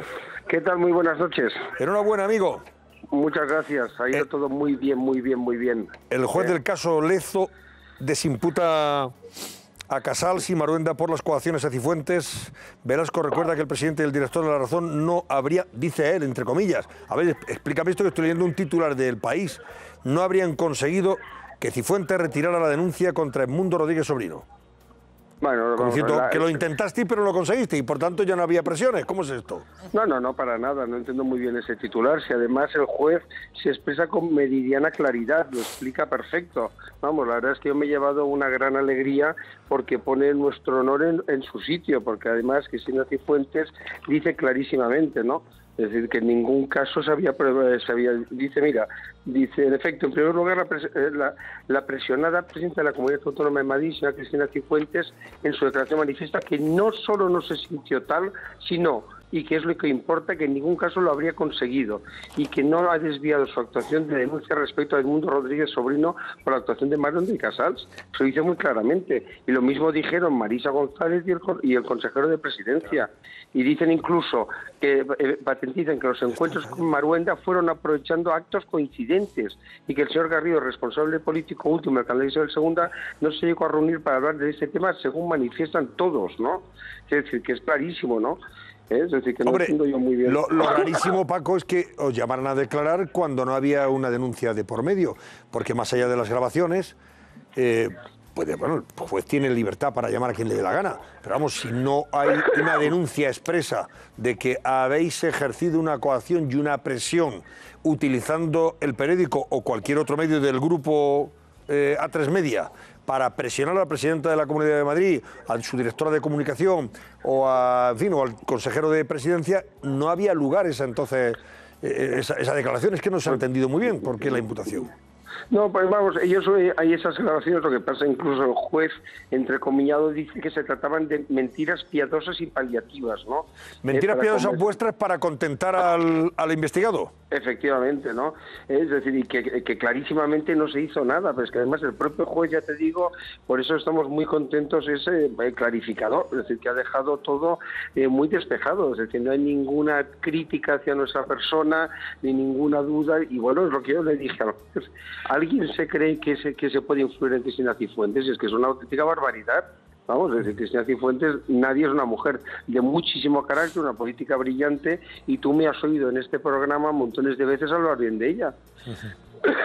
Y en cualquier caso ha dejado y se ha puesto de manifiesto que esta investigación arranca precisamente en el momento en que ella pone en manos de la Fiscalía Anticorrupción el informe de las supuestas irregularidades detectadas por el nuevo equipo gestor del canal de Isabel II. Y estamos donde estamos porque eso empieza a investigarse en ese momento. Claro, no, incluso hay cuando ella tomó posesión como presidenta de la Comunidad de Madrid y el nuevo equipo gestor del canal observa que aquí, bueno, pues se han comprado empresas que no valían 21 millones o 22, pero se pagaron 21 millones o 22 y un año después valían 4 y después ya no valían absolutamente nada, y que además había operaciones rarísimas, una empresa pública, monopolio, que ganaba dinero, lógicamente, que operaba con sociedades offshore, por ejemplo, en Uruguay, para hacer la compra, o que luego ingresaba en Suiza dinero, etcétera, etcétera. Todo eso chirriaba y, lógicamente, dice, oiga, a la Fiscalía Anticorrupción. Eso se investiga y estamos donde estamos porque eso se puso en manos por parte de Cristina Cifuentes, de la Fiscalía Anticorrupción. Así está de claro. No, y por eso te digo, mi posición es muy clara. Yo me intereso por el tema de Edmundo Rodríguez, que es amigo mío, es un consejero, que no consejero delegado del periódico, eso no lo ha sido nunca, y que además él me dice que tiene una situación de incomodidad porque él cree que le filtran cosas en contra suya, y yo me intereso, punto, no hay más, ¿no? Ni hay presiones, ni chantajes, ni cosas rarísimas, ¿sabes? Por eso también, hombre, quienes han publicado en algún digital, etcétera, que nosotros inventábamos noticias, digo, oye, sería uno de los mayores escándalos de la historia de la prensa española. Es decir, que me digan qué noticia he inventado yo en mi vida. Lo que pasa es que los fiscales, yo creo que es mala intención, ¿no?, de las conversaciones privadas, ¿no?, pero que ahora serán públicas y se podrán escuchar, pues como hablamos en las redacciones, ¿no?, ¿sabes? Entonces malinterpretan el término, porque yo pude demostrar que nunca nos habíamos inventado nada. Oye, en el plató tienes a un montón de colegas que si en mi periódico se hubiera inventado algo, lo hubieran dicho, vamos, es que o hubiéramos tenido una carta de rectificación o una demanda. ¿Cómo te vas a inventar una noticia o muchas noticias? Es de locos, ¿no?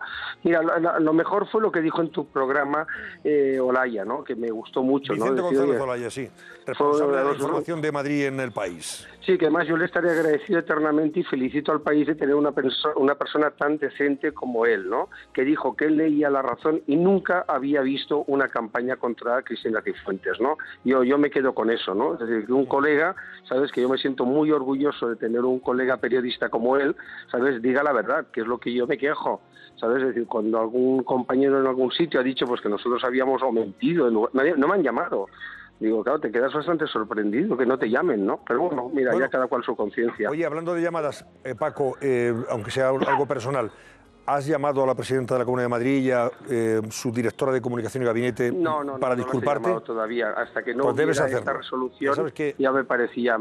No, y luego, oye, mira, también se ha sacado... ¿Pero lo vas a hacer o no lo vas a hacer? Sí, a ver, claro.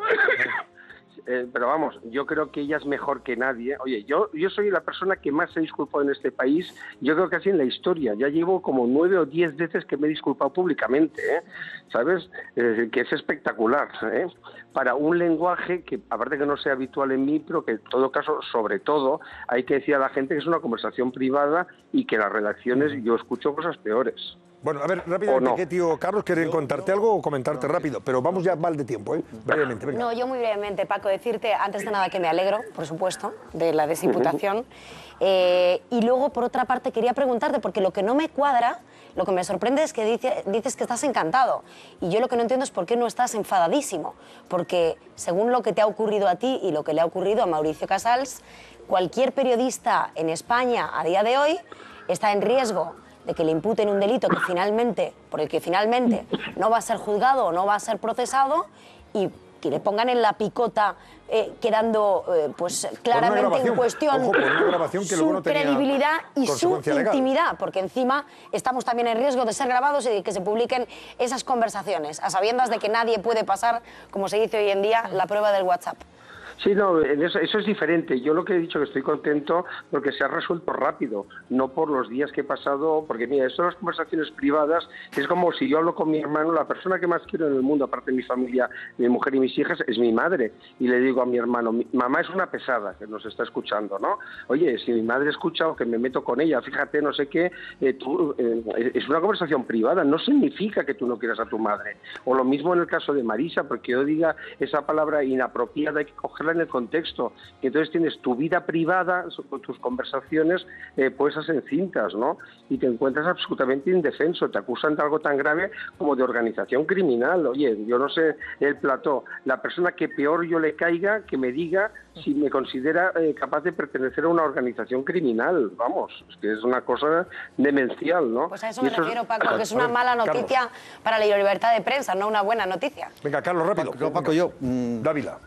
Hola, Carlos, ¿qué tal? Agradecerte que tú también has apoyado desde el primer día, que lo sepas, que te estoy muy agradecido. Yo lo que apoyo no es a vosotros dos, apoyo una causa absolutamente justa que al final en la que teníamos razón, porque a mí lo que me parece es que lo que ha demostrado vuestra exoneración, el archivo de esta causa es, la debilidad con la que se construye un sumario. Es decir, que a vosotros, como tú decías, se os haya acusado nada menos que de pertenencia a una organización criminal y que haya tenido que rectificar en 5 días, a mí me anuncia que de las 70 personas que ya han sido publicadas e investigadas, pueda suceder algo lo mismo. Ayer una persona como Eduardo Zaplana fue...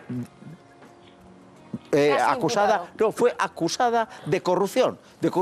Y digo a continuación... Espera un momento, Carlos, perdóname, que tenemos que hacer la pausa de estado, porque si no nos van a meter ¿Puedo un terminar? Así de claro. Un momentito, ahora terminas. Paco, ahora te retomamos esta conversación brevemente. Una pausa y enseguida volvemos. Venga, hasta ahora. A ver, estás hablando, Carlos, con Paco, ¿estás ahí, no? Estoy. Bien. Está usted con la voz un poquito mejor que ayer, pero peor que mañana, me da la impresión. No, ya sabes que yo aguanto. Ya, pero bueno, pero todavía tiene usted esa voz de... Le salen esos gallitos, tipo Claudio. ¡Au! Bueno, por eso. A ver, Dávila, te quería comentar algo rápido. Te reitero mi alegría porque haya sido exonerado de cualquier tipo de investigación dolosa, como era el caso, pero vuelvo a repetir que a mí lo que me parece esto que es emblemático, paradigmático y sobre todo muy próximo a lo que puede suceder con otras 70 personas que han sido calificadas ya de corruptas de una forma muy precipitada. muy precipitada. Y de que mencionaba el caso de Eduardo Zaplana, el exministro Zaplana, porque ayer apareció acusado de corrupción. ¿Has hablado con él, por cierto, con Zaplana? No he hablado con Zaplana. No me atrevo. Como nadie se atreve en estos momentos a hablar por teléfono, porque otra de las cosas que está pasando es que aquí ya nos vamos a comunicar por paloma mensajera. Pero quiero decir... No, es verdad. Apúntate un 10. A partir de este momento. O por tantán. Pero es que en el caso del señor Zaplana, en el caso de Villarmir, lo que ha pedido el juez y otros muchos es información patrimonial de estos señores. Ni siquiera han sido imputados ni investigados. Es decir, que están en una situación muchísimo peor que el señor que Maruenda, que afortunadamente para él y para la libertad en general y para la libertad de los periodistas en particular, ha sido exonerado, ha sido desenculpado de algo que me parecía verdaderamente un atropello. Sí. No, ahí yo lo que sí te digo que estos días he estado reflexionando es mucho el tema de la presunción de inocencia, ¿sabes? Porque al final se hace un daño terrible, porque es verdad que el juez hace una actuación, nosotros publicamos y a partir de ahí la imagen de las personas quedan destrozadas. Claro. Y entonces ya no lo puedes reparar. Hombre, yo tengo la suerte que dirijo un periódico, voy a un programa como es el vuestro, de tantísima audiencia, y la gente me conoce. Pero las personas que se citan, pues lo que decís de Eduardo Zaplana, pues claro, al final resulta que no estás ni investigado, ni eres testigo, sino que el juez, en uso de su derecho, pide información. Oye, muy bien, ¿no? Pero ¿cuál es la consecuencia? ¿Cómo lo titulas eso? ¿Sabes? Y entonces parece que según cómo lo hagas, esa persona queda destruida en su honor. Y tienes familia, tienen padres, madres, tíos, sobrinos, hijos, mujer o marido, ¿no? Y eso es un problema grave. Todo por el juez. Venga, Paco Rosell, sí, vamos a despedir a Maruenda. En primer lugar, quiero sumarme a las felicitaciones a Paco Maruenda porque ha salido bien librado de este caso, que a mi juicio realmente aquí lo que nos encontramos es un poco las actuaciones. La corrupción tiene un efecto corrosivo que está afectando a muchos sectores, ¿no? Y entre ellos a la propia justicia. Es incomprensible que un auto de un juez imputando por un delito de coacción y pertenencia a banda criminal, en esos mismos términos, en esa misma gravedad, pues se tome en base a unas ciertas grabaciones sin hacer ninguna indagación previa, etcétera, etcétera. A mí me parece absolutamente irresponsable. Y a los 5 días se desdiga.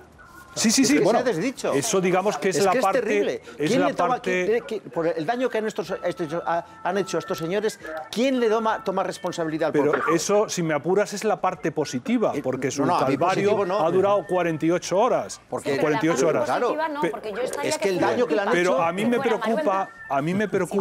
A Maruenda y a 70 más, ¿eh?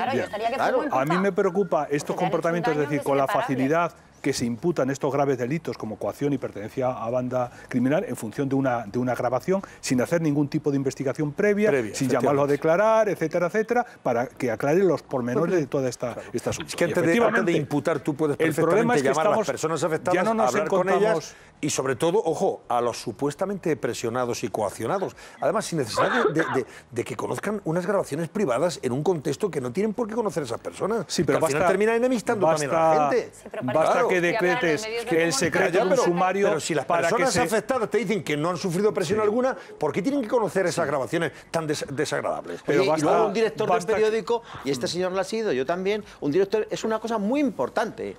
No desde el punto de vista de que sea el señor Maruenda o Rosell o cualquiera pero aunque sea el presidente de una comunidad de vecinos, Carlos, porque sea el epígono de lo que significa la libertad. Porque es que ya no tenemos el problema de no respeto a la presunción de inocencia, la pena de telediario, sino que hemos creado, efectivamente, tú has reparado una circunstancia que a mí me parece muy grave. Es decir, que un juez dé una lista de 60 personas a las que se va a investigar, o 70 personas a las que se va a investigar, a las cuales ya se les echa un cubo de basura encima. Y ahora prepárate cómo puede restaurar el prestigio personal, el prestigio de sus empresas. Las horas de sueño. Sí. Es decir, estamos en un momento de una enorme gravedad y creo que estos comportamientos, decía Napoleón que un juez de instrucción es el hombre más poderoso de Francia, pero yo creo que aquí estamos en ciertos aspectos rebasando esa ese potencial de los Paco, jueces. venga, que te despedimos. Me gustaría hacer un comentario muy breve. Mira, sí, venga. El domingo pasado estaba yo comiendo en Criado con un amigo, con Marina, mi mujer, y una amiga, ¿no?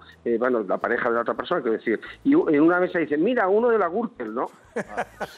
Claro, o sea, ya te identifican con la Gürtel, no, mira, uno de la Gürtel, la ¿no? púnica. Y claro, cuando yo llego a casa el primer día, mis hijas, que tienen 20 y pico años, ¿no? 2 de ellas, me dicen, oye, papá, ¿qué pasa? Pero tú no has hecho nada, si tú no... El tema del dinero, ¿no? Digo, oye, no pasa nada, es un tema informativo, es una mala interpretación de lo que ha sucedido y tal, pero bueno, la percepción es, qué temor, mi madre, que tiene 80 años, ¿sabes? Mi suegro, la gente preocupada, porque piensa, oye, ¿pero qué está pasando? ¿Sabes? Es decir, que se genera una situación, y ya os digo, yo gracias a Dios, pues oye, esto ha durado, es un caso único, ha durado en 5 días, se ha cerrado, es una cosa jurídicamente, pero bueno, que se podía haber quedado ahí atascado. Entonces yo iría a una tertulia que me decir, bueno, pero digo, usted está imputado, ¿sabes? Es decir, que es una situación disparatada.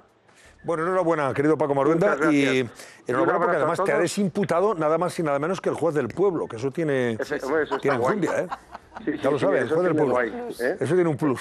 Gracias eso y buenas noches. Gracias, un abrazo. Adiós, Paco Marhuenda. Claro, es que aquí salen los papeles y rápidamente dice, ya se lo lleva calentito. Ha pegado un mangazo. Y antes, Paco... ¿Cómo está el barómetro? Espera un momento. Sí, antes, Paco, no, es mínimo. Sí. Antes, Paco, recordaba una circunstancia que es verdaderamente asombrosa, que monta todo este estaribel. El juez, a lo mejor, algunas cosas, tiene razón y dice que se marcha dentro de 20 días. Ya, eso es lo que no tiene ningún tipo de explicación. Pues que es una falta de profesionalidad absoluta. Es o sea, tremendo. después de que esté instruyendo una causa de este calibre... No, y fíjate el calado. Y dice que lo que quiere es la bronca política que ha organizado esto. Yo es que de verdad... Dice que se marcha porque está cansado. Oiga usted... Porque está cansado, porque no tiene medios... Tiene usted razón, mire usted. Si tiene usted razón, tiene que llegar hasta el final. Y si no tiene razón, yo creo que el Consejo General del Poder Judicial se le debería, es más, debería haber algún mecanismo que le impidiera hacer eso y dejarlo todo. Estamos en un momento muy delicado para la libertad de expresión, no solamente por las presiones de todo tipo que se ejecutan y, bueno, los periodistas estamos acostumbrados a capear las presiones. Pero mañana, por ejemplo, hoy se ha conocido, y luego cuando hagamos el repaso de la prensa, conoceremos una actuación de un juez con relación a lo que publicó el diario El Mundo hace ya unos meses sobre determinados jugadores, los cobros que recibían, etcétera, etcétera. El auto del juez es que intenta imputar al presidente de la compañía, del grupo, al director del periódico, a los autores de la información. Es un auto absolutamente desatentado el que se está produciendo. Es que no tenemos sentido de la medida y de la propia responsabilidad. Paco, y antes lo has dejado caer. Pero lo grave de toda esta situación, y se está viendo en cosas como esa, pero se está viendo también el otro día, por ejemplo, cuando fue a declarar por el juicio de la Gürtel Esperanza Aguirre, el tono de la persona que le tomaba declaración, que era, parecía, agresivo, parecía el director de una tertulia televisiva, era una barbaridad. O sea, que usted me está diciendo que usted mintió en la redacción de su... O sea, hemos llegado a un punto... Antes se lo decíamos al señor Casado, la diferencia entre lo que es y lo que parece. Que lo que parece es mucho más importante y quien está dirigiendo toda la operación... Hablamos de grabaciones, de vulneración, se habla muchas veces de Estado policial, pero mucho más que Estado policial, ante lo que parece que estamos, es ante un Estado judicial. Bueno, y eso es muy, pero que muy peligroso. Repasamos la prensa. Es que hay autojudiciales que parecen reportajes periodísticos y están escritos en el mismo tono. A ver, no quiero citar algunos.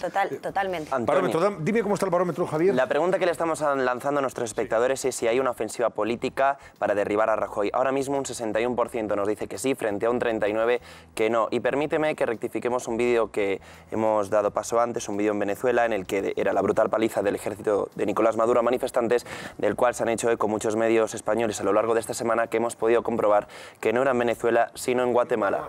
Así todos los medios, ¿verdad?, han picado, hemos caído, hemos emitido unas imágenes que nos correspondían con el país. Pero seguro que son muy parecidas. No sé si eran parecidas, pero nosotros rectificamos. Y ese vídeo que le hemos emitido no se corresponde con Venezuela, sino con Guatemala. Más allá de que, efectivamente, la situación en Venezuela sea muy parecida. Los 24 muertos en Venezuela son reales. Claro, eso sí.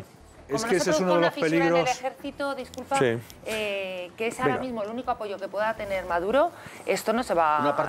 o sea, entran en una guerra civil claramente y el ejército tendrá que tomar parte por alguien, efectivamente. Que voy a repasar los periódicos. Venga, vamos con el repaso a la prensa para que ustedes sepan qué pueden leer en las próximas horas.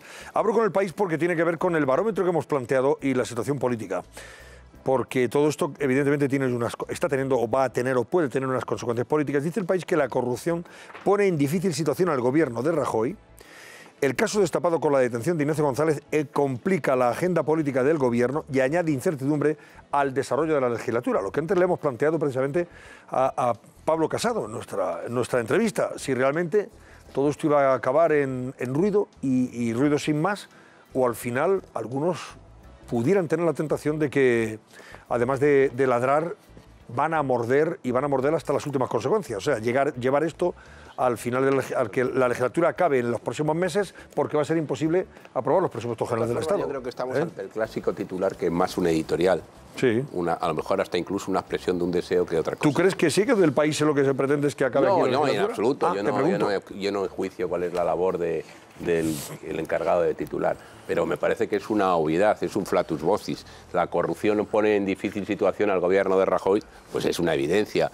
Es decir, ya lo tenía difícil, pues ahora se complica mucho más. Me parece que es el clásico titular, que es más una información editorializante. Ahora, ¿tú crees que el una país verdadera tiene, información? Te pregunto a ti, ¿tú crees que el país tiene muchas ganas de que caiga este gobierno de Rajoy? Yo creo que el país no le ha ido mal con este gobierno de Rajoy. ¿Tú crees que el país tiene mucha intención de que todos los ministros del gobierno de Rajoy caigan? No creo que al país, como periódico, es una novedad lo que me estás como medio de comunicación, le haya ido mal con el gobierno de Rajoy. Hombre, por no decir que le ha ido bastante bien.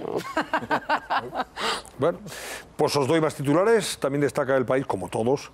El juez ordena prisión sin fianza para Jordi Pujol Ferrusola. El primogénito del clan evadió fondos cuando se investigaba a su familia. Y los colectivos siembran el terror en Venezuela. Mira, este es asunto, ahí lo ven ustedes, que son más de 25 muertos los que van ya. Sí. Y Yuyaz, que amenaza a los funcionarios rebeldes. Esto es un tema que ahora vamos a comentar enseguida. Al hilo del repaso a la prensa, voy ahora con ABC, la portada ABC dedicada a Pujol Ferrusola, que ya está en la cárcel de Soto del Real. Los Pujol empiezan a entrar en la cárcel, dice ABC, prisión sin fianza para el primogénito del expresidente de la Generalitat por ocultar casi 30 millones de euros durante la investigación. El juez le acusa de blanquear hasta hoy y ve en el clan familiar indicios de organización criminal. Realmente yo no entiendo el auto del juez. ¿Cómo es posible que 3 años después de empezar las investigaciones le acuse ahora de estar blanqueando hasta hoy? Cuando podía haber tomado medidas cautelares para evitar que blanquear hasta hoy. En ese auto tenía que haber dicho, por mi culpa, ha estado blanqueando hasta hoy y durante la investigación 30 millones más de lo que blanqueó en su día. Gracias a mí, y que diga hoy, además le meto en la cárcel, no vaya a destruir pruebas. No, pero es que de 3 años. Lo que da a entender es incomprensible. Es cómico. No me digáis que esto no da pie a pensar que haya interés o tengan información este tipo de personas, esta familia, para que nadie les quiera tocar. Es que da la sensación de que la tienen, efectivamente. Pujol lo dijo, Jordi Pujol ya lo dijo cuando fue a declarar que tiraría de la manta y realmente uno ya empieza a pensar que pueda ser verdad, efectivamente. Es sorprendente, muy sorprendente. Ahora, hoy, desde luego, es un pésimo día para la familia Pujol porque ha tardado la justicia, pero ya entra el primero, teniendo en cuenta que es una familia que está toda al completo imputada, es decir, padre, madre y 7 hijos, que no se libra ninguno. Y don Florencio porque está muerto. Entonces sí, el abuelo no lo toquemos. Don Florencio está muerto. Pero realmente es un mal día porque ya empieza el primero, ¿no? Bueno, y no se salva nadie, están todos imputados. Si el abuelo levantara la cabeza. De la riqueza. Claro. Sí, en su página 2 de titulares, a veces destaca que el juez Velasco desmontó la posible estrategia de Ignacio González para recusarle. ¿Qué estrategia era esa, Jaime? Pues la verdad es que tú no la conoces, completamente. ¿Cuál era la estrategia del señor González? Si es que tuviera alguna estrategia. Para recusarle, porque tuviera interés en la causa de alguna forma bastante notable o en contra de él. Es que no sé. Ya que Jaime no lo quiere La única posible recusación que cabría en ese sentido es imputar a Zaplana. Era la imputación de Zaplana, claro. Y entonces, evidentemente, se podría alegar, pues... pero solamente eso podría afectar a la parte de Zaplana, pero no al resto, ¿no? Claro, pero no al resto. No, pero él debería, si imputara a Zaplana en esta causa, en la operación Lezo, él tendría que inhibirse en la causa y dejarle paso a otro juez. ¿Por qué de repente, ayer mismo, cuando al filo de las 2 de la tarde se produce la noticia, se filtra la noticia de que hay 60 personas en la picota, por decirlo de alguna manera, porque no hay término jurídico, y entre ellas Zaplana, y y en algunos medios sale como imputado Zaplana, por corrupción. Sale inmediatamente varias fuentes judiciales que alertan a varios medios de comunicación y dicen frenar ahora mismo lo de Zaplana. Porque la repercusión del caso era evidente, que era la inhibición del juez Eloy Velasco. Obligaría y por lo tanto, a inhibirse, dado que él trabajó en la Generalitat que presidió Eduardo Zaplana en Valencia, como tú recordabas. Si hubiera Velasco fue director general de Justicia, por tanto ya tiene una conexión con... Oye, y como todo el mundo lo sabe, hay que recordar que el señor Zaplana en estos momentos se encuentra en unas condiciones físicas que no son las mejores de su vida. Ya, es decir, no. Cuando se le pega a un señor un varapalo de este calibre, lo metaboliza. Es de justo reconocerlo todo. Lo metaboliza, que yo lo reconozco y lo asumo. Yo creo que ahí, fíjate, se debería de considerar muy mucho que un juez jamás pudiera pasar a la política y volver otra vez a ser juez, o viceversa. O sea, yo creo que aquí hay cosas incompatibles, hay cantidad de funcionarios que tienen incompatibilidades porque no pueden ejercer actividades que interfieran una con la otra, y yo creo que aquí hay una injerencia clara. Y yo creo que se debería prohibir totalmente. Pero yo creo que lo más terrible de todo lo dijo en El Mundo. Es que me voy dentro de 20 días. Es que me voy, dejo esto aquí, sí, eso también. Y me lo voy. Eso me parece una falta de profesionalidad absoluta. absoluta. Que la instrucción es una chapuza. Pero lo que no puede haber es jueces y si resulta que la instrucción es buenísima y de verdad son unos chorizos los 70. Es que es tremendo. ¿Qué pasa? Que en el caso de que pudiera haber un delito de prevaricación, que alguno lo ha mencionado, no tendría por qué llevarse a causa. Me voy a apelaciones, a ver si... apelaciones y pero el principio básico que apuntas es fundamental. Si dejas la carrera judicial para ir a la política, no puedes volver. Eso ya lo vimos clarísimamente en el caso de Garzón, y todos los que han hecho ese camino de ida y vuelta han incurrido en el mismo proceso. Garzón estuvo año y medio. Terminas vengándote de aquellos que te dieron el cargo. Sí, es que vuelves con mochila. 8 años. 8 años en la Dirección General de Justicia. 8 años. Es que es imposible. Con dos administraciones diferentes. Satisfecho tus expectativas. Es imposible que tu imparcialidad quede intacta. Es totalmente imposible. Bueno, os leo más titulares. La oposición trata de acelerar la comparecencia de Rajoy ante la lluvia de escándalos. ¿Va a comparecer Rajoy, por cierto, en el Congreso sobre este asunto? En la Comisión de Investigación, ni en broma. Ni en broma. La Comisión de Investigación, que recordamos todos cómo es el formato. Por recordamos tanto, todos ¿a qué comparecencia se está refiriendo a preguntándole y llamándole... Jaime, te pregunto, no sé te interpelo. Demando tu el presidente del gobierno no va a ir a ninguna comisión de investigación. A la comisión de investigación A ninguna. Pero como habéis titulado, la oposición trata de acelerar la comparecencia de Rajoy ante la lluvia de escándalos. Bueno, pero es una comparecencia que no tiene que ser en formato de comisión de investigación. Esto cada día se parece más. No, y porque toda la oposición hoy ha hecho placaje y han hecho causa común para intentar acelerar esa comparecencia. De hecho, el PSOE le ha pedido a Ana Pastor una comparecencia parlamentaria. 10 días. Ahora, lo que pide la oposición es comparecencia en comisión de investigación, lo que dice el PP es ni de broma. Y no se va a producir, no se va a someter al placaje de un Gabriel Rufián cualquiera, el presidente del gobierno. Esto cada día sinceramente, me alegro, ¿eh? ¿Recordáis aquel 2 de agosto? Creo que era un 2 de agosto el que el presidente del gobierno tuvo que hacer una comparación ante el Parlamento para dar cumplida respuesta al asunto del caso Bárcenas. Fue el mes de agosto. Sí. Bueno, pues algo así pretende hacer ahora otra vez. El 1 de agosto de 2013. El 1 o el 2 de agosto. Pues algo así pretende hacer ahora la oposición en relación con el caso de la operación. Yo no sé si el presidente puede evitar esa circunstancia de comparecer ante una comisión de investigación. Si lo pide toda la Cámara tiene que comparecer. Tiene que ir. Claro, si lo llaman pide, si hay otra mayoría... cosa es que veremos a ver cuál es el papel que juega Ciudadanos. Bueno, yo no sé si la gente es consciente de lo que puede pasar en este país. En este país esto cada día se parece más a la Tangentópolis de 1992 y de Antonio Di Pietro. Aquello terminó con los partidos tradicionales, con el Partido Socialista, con 2 presidentes del Consejo. Uno, Bettino Craxi, que fíjate cómo terminó en Túnez, y otro, Andreotti, que fueron con 4.000 empresarios metidos prácticamente en la cárcel, con ministros y directores generales. Es decir, y Antonio Di Pietro al final terminó siendo político. Esto tiene toda esta pinta. A ver si ahora resulta que después de todo eso, lo que sucedió, me lo decía el otro día un exdiputado del Partido Popular, abogado del Estado y notario, me decía, aquí en Italia, después de Antonio Di Pietro, vino un salvador de la patria, que era Berlusconi. Aquí el salvador de la patria, que quiere apuntarse a eso, es Podemos. Sí, ojo con todo esto. Pero cuidado también con que el Poder Legislativo no pueda llevar a cabo su función de controlar todo. Es que es lógico pensar que como oposición, un Partido Popular y un equipo de gobierno en el que están saltando cada día casos, como hoy han saltado otros dos, ¿qué menos que pedir que vayan a dar explicaciones? Es que están haciendo absolutamente... Hombre, hemos tenido el caso de Dan Causa también, y hemos tenido... No es un caso de corrupción, no, vamos a ver, pero siguen saltando cosas. Es decir, es que siempre hay cosas nuevas. Te levantas... por favor, hombre, por favor. Meterlo todo en el mismo saco para engordar. Si es que estamos hablando... Es que cada vez que hablo todo el mundo se pone a interrumpirme. Vamos a ver, cada día te levantas y te encuentras con alguna institución básica, por ejemplo, el tema de Mercamadrid, el canal de Isabel II.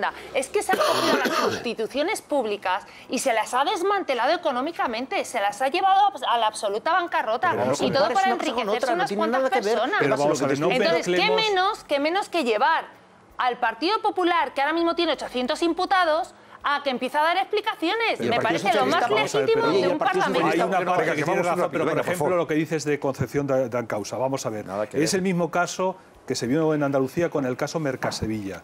Mercasevilla, se vendió una parcela, con motivo de eso se imputó a los directivos de Mercasevilla, algunos de ellos fueron condenados a penas de cárcel. Pero ahí los representantes del ayuntamiento en el Consejo de Administración de Mercasevilla no tuvieron ninguna responsabilidad. Es la misma situación de Concepción da Causa. Va a haberse una investigación. Pero yo creo que lo importante es un poco la línea de lo que dice Carlos. Ojo con este asunto, porque a ver si tirando el agua sucia vamos a tirar al niño, el propio sistema. La corrupción solamente se combate desde las reglas de la democracia y de la justicia. Y hay partidos que quieren hacer una instrumentalización de la corrupción. Lo hemos vivido y se ha vivido clarísimamente en Venezuela. En Venezuela, la corrupción de los casos de la democracia cristiana y del Partido Socialista fueron capitalizados por un señor como es Hugo Chávez, que sacó esa bandera. Al final, Hugo Chávez, ¿qué hizo? Quedarse con el negocio de la corrupción, extenderlo, y las consecuencias que estamos teniendo ahora mismo en Venezuela son bastante claras. Por tanto, el sistema tiene que tener la capacidad de regeneración en el momento tan delicado que lo estamos viviendo. Y desde dentro del sistema tiene que hacerse esa regeneración, que es fundamental para prestigiar las instituciones. Hombre, yo ver, por ejemplo, la protesta que ha habido hoy en Génova, bajo el lema que se disuelva y entreguen sus armas, me parece un insulto de tal tamaño a las víctimas del terrorismo, y por parte de personas que están intentando legitimar y blanquear la imagen de una organización terrorista, me parece absolutamente impúdico utilizar ese lema para luchar contra un objetivo que todos estamos de acuerdo, como la lucha contra la corrupción. Ojo con eso. Yo estoy completamente a favor de las explicaciones del Gobierno en sede parlamentaria, completamente a favor. Ahora bien, la oposición también tiene que ser responsable. Si tienes una oposición pidiendo la disolución con caceroladas en la puerta de un esto como si fuera Venezuela, o si tienes a toda la oposición, o si tienes a la oposición que cuando va un representante político a una comisión de investigación se pone a hacer el rufiano, el payaso, como el señor Rufián, sinceramente entiendo perfectamente que el Gobierno se quiera blindar ante los payasos del público parlamentario.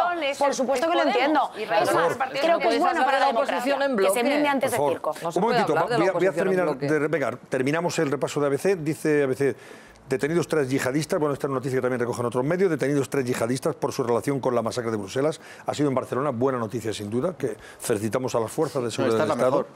Y Hacienda, que prevé subir más de un 1% el sueldo de los funcionarios en 2018. ¿Tú eres funcionaria, Eva? No, yo no. Bueno, por si acaso. Sí se cumple las expectativas. Pero me han subido el 1% también. Bueno, pues ya lo tienes. Voy con El Mundo. Tormenta política por la corrupción, denuncia al PP. Declaraciones de Jesús Gómez, diputado popular que destapó la corrupción del partido. Que habla para El Mundo. ¿Este Jesús Gómez diputado del PP? No. Ya fue. Fue el alcalde. No, fue alcalde. Pone diputado. Bueno, denuncia al PP la cuenta suiza de González, y Aguirre lo vio una traición. Cuando denunció aquello, dice que Esperanza Aguirre lo vio como una traición. Jesús Gómez, diputado popular que destapó la corrupción del partido, habla para El Mundo. Y González sabía con 6 meses de antelación que Manuel Moix iba a ser el fiscal anticorrupción. También destaca El Mundo. Y Puyol Ferrusola. Lo sabíamos todos. Sí lo sabía. Si es que lo sabíamos Puyol Ferrusola, a prisión 5 años después del escándalo. Con 6 meses de antelación era difícil porque no sabíamos si iba a haber gobierno. Claro. Puyol Ferrusola, a prisión 5 años después. 5 años después de abrirse el escándalo, o de estallar el escándalo de los Puyol, es cuando ha ido a prisión. El magistrado lo encarceló tras constatar que ha evadido 30 millones de euros durante la instrucción y sigue mandando a sus testaferros en Estados Unidos, México y Argentina. O sea que esa es la historia. Voy con la razón. El juez Velasco concluye que Casals y Maruenda no coaccionaron a Cifuentes, confirma su inocencia y cierra la investigación tras constatar que no existió ninguna campaña contra la presidenta de Madrid para favorecer a Edmundo Rodríguez. La oposición critica a Catalá por mandar un SMS a González que decía: ojalá se cierren los líos, que el ministro desvincula de esta operación. Y Pujol Jr. a la cárcel por ocultar 30 millones.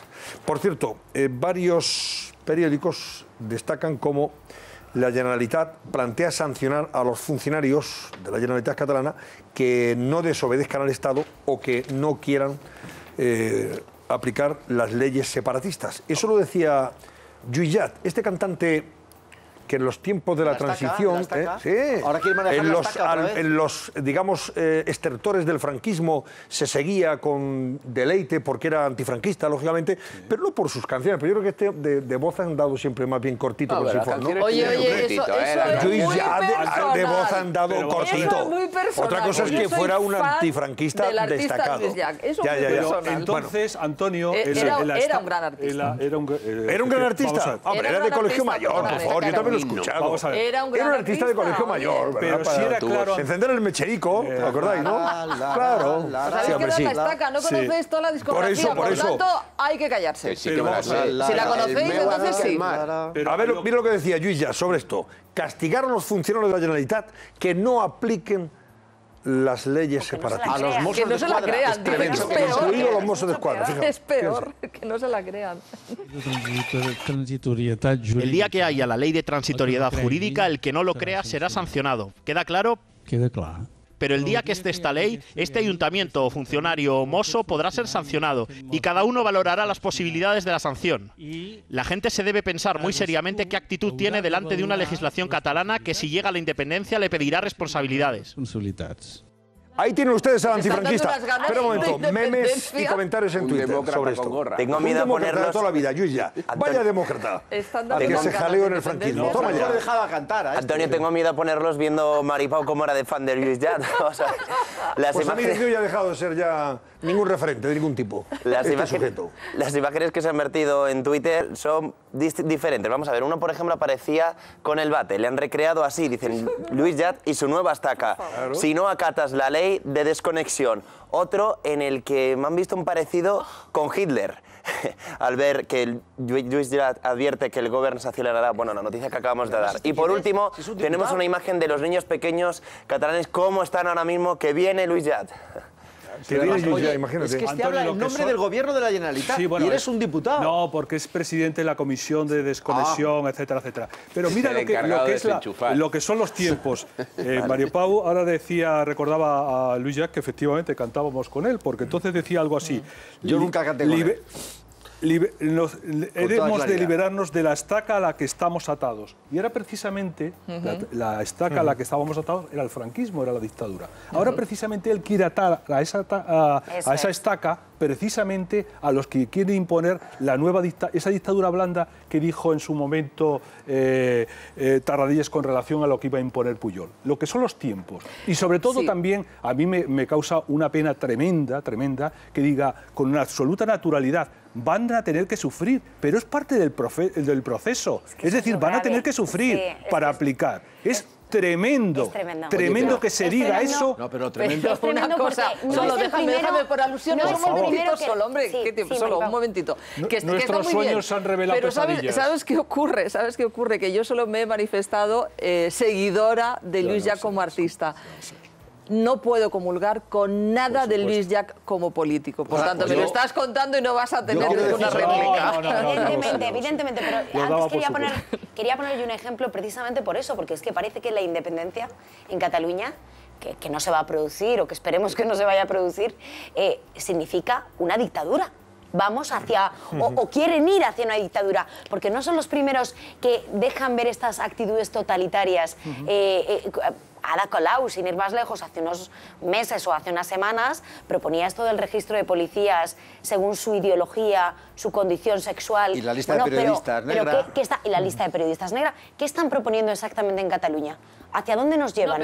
¿Hacia un lugar en el que efectivamente, si no crees que se metan en tu fuero interno, si no crees como nosotros, por lo tanto te tienes que marchar de aquí o estás penado y perseguido. Claro, es que en una eventual república, en una eventual república de Cataluña no cabe la disidencia. O piensas como ellos, te echan. Pero lo que no entiendo es por qué están peleando tanto por el referéndum, porque ellos ya dan por hecho, con referéndum sin referéndum, la desconexión, con lo cual no tiene ningún sentido. Franco dejaba cantar, este no quiere dejar ni pensar. Yo he de decir solo una cosa. Es que además que se olviden ya de lo de la laicidad. Este país es un Estado confesional, no es un Estado laico. A ver si se olvidan de una puñetera vez, hombre. El 80% de la sociedad se declara en el CIS, en todos los barómetros, católica.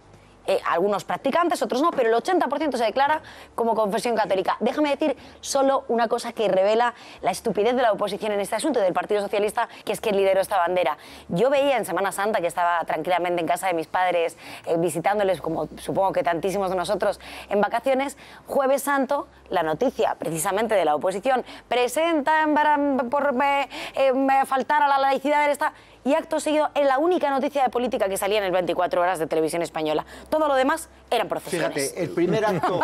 Porque todo el mundo estaba procesionando en España, como no puede ser de otra manera. Y alguna de ellas presidida por alcaldes socialistas. Que no tenemos tiempo, venga, 30 segundos. Y esto lleva ocurriendo 40 años. El primer acto oficial público al que asistió el presidente del gobierno, Felipe González, fue a una misa de campaña en la acorazada Brunete. Sí. Pero yo ahora contesto en 30 segundos también. Yo, personalmente, lo haga quien lo haga, sean ayuntamientos del Partido Socialista o no, yo creo que la bandera española es un símbolo de todos los españoles y habrá personas que no se sientan representadas con la confesión, o sea, con la religión católica. Sí, por lo tanto, utilizarlo. Pero el 20% no. Ya, pero el 20% no. Ya, pero el 20%. Pero es que es utilizar un símbolo de todos para un acto que a lo mejor hay determinadas personas con el que no se tiene por qué sentir representados. Simplemente al 20% le hace daño que se tenga un gesto simplemente que no hacia la confesión religiosa del 80%, entonces no es una democracia, Vallarandi. Es otra cosa, pero no una democracia. Y la bandera de España representa a todos los españoles. Pero si es una cosa más sencilla que leyes, son los costumbres. Son costumbres, ya lo ha dicho. En ciertas partes, sí lo ha dicho, es así. Es decir, lo que no tiene sentido es que el Partido Socialista tenga un discurso en cada lugar de España distinto. Ese es el problema.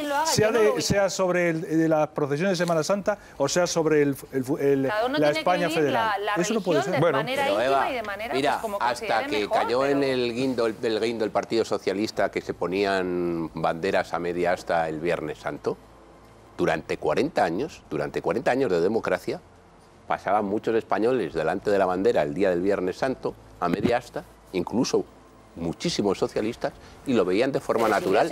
Pero ¿qué os ha pasado de repente para que demonicéis lo que antes veíais de manera natural? Yo no lo demonizo, simplemente he hecho... A mí, mira, si la pone media asta, como tú comprenderás, yo sí soy cristiana y soy católica, con lo cual a mí no me va a molestar, pero te vuelvo a repetir, considero que es un símbolo de todos los españoles y que puede haber gente que diga, esa bandera que es mi bandera, es lo que me molesta. Perdona, hay gente que no reconoce esta bandera. Señores, bueno, pues Javier, de todos los españoles. Javier de Hoyos, vamos a ir cerrando.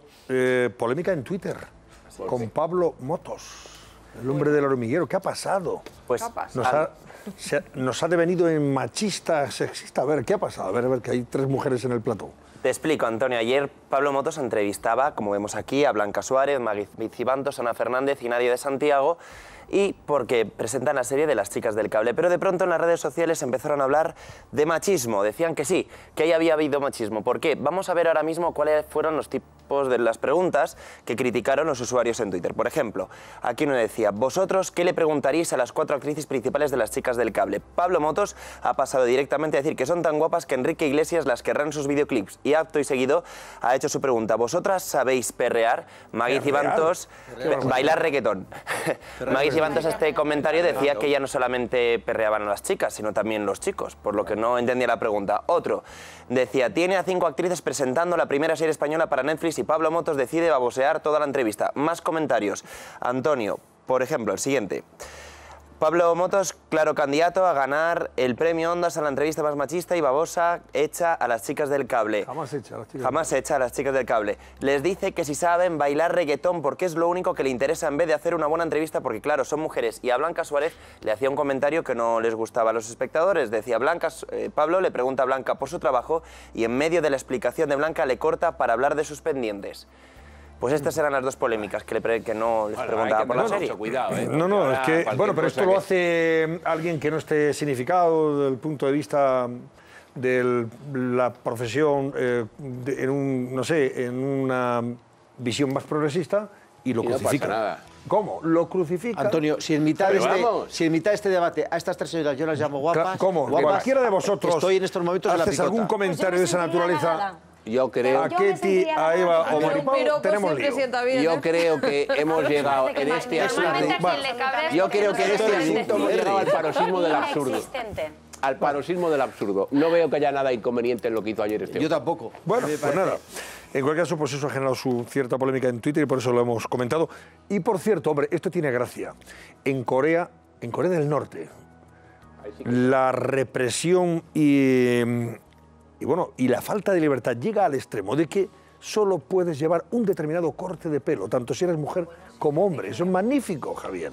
Es tremendo. ¿Cómo se puede vivir? Mi peinado, por ejemplo, ahí no estaría permitido, porque tengo rizos. Ya veréis, en las peluquerías de Corea del Norte un periodista ha hecho una fotografía de cómo solamente se permiten 15 peinados y además aparecen para que la gente lo pueda elegir a la carta. Son estos, Antonio, muchos parecidos al de Kim Jong, aunque... No, pero no dejan que sea igual, ¿eh? Pero no dejan que sea igual, eso es, parecidos, pero no puede ser igual. Está prohibido, sí. Claro. Y ahora las mujeres. Y además, fíjate, o sea, ahí los calvos no tienen... No, ¿qué hago ahí? Parecen todos. Me temo, Carlos, que tú estarías, vamos ya... Pues, o no, que me echen a Corea del Sur y estaría mucho mejor. Y yo me tendría que hacer el alisado japonés, Antonio, no podría entrar con rizos. Me deporten al sur. Pero vamos a ver cuál es el peinado de las mujeres. A ver si el vuestro estaría allí permitido o no. ¿Reconocéis el vuestro pues alguna? Me temo que Ketty no... Yo no. Bueno, Eva a lo mejor esa del medio ahí, ¿no? Bueno, no, ahí hay más alegría. Ahí hay más alegría. Hombre, hay un poquito de más variedad, pero tampoco. No es para, en fin... Una chica con el pelo rapado, por ejemplo, no podría. Pero vamos, se llevan o con coletas chicos, como Pablo Iglesias, tampoco podría. Bueno, Pablo Iglesias en Corea del Norte no tendría futuro, está claro. Ahí no, con él harían una excepción. Con él a lo mejor haría una excepción, si Kim Il-sung, ¿no? Bueno, y hombre, este vídeo pone de manifiesto lo que a veces hemos sufrido también en España, cuando antes costaba tanto darte de baja de un abono de una televisión por cable o televisión de pago o incluso de un teléfono. Y no había manera. Oiga, que quiero... Vamos a ver, que quiero darme de baja, hay posibilidad. Hace años esto era de verdad que era una tarea inconmensurable.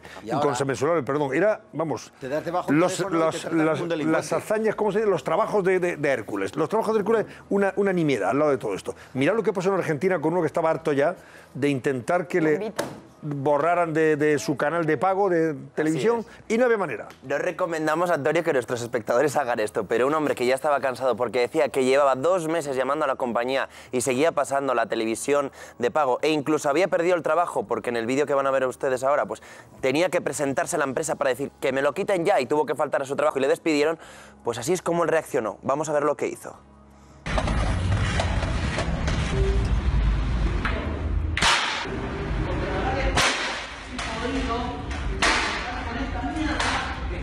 La baja, hace 2 meses pago como un pelotudo, me cansé de llamar, le mandé mensajes, ya estoy respondiendo eso, me tiene la bola al piso, la concha de su madre. 2 meses pidiendo la baja, pelotudo, les ha dicho. Y no hay manera, así ya... Ahora ya sí, ahí le dieron la baja, me temo, no había más remedio. Bueno, ¿qué nos ha preparado detrás de la verdad? Patricia Betancor, buenas noches, adelante.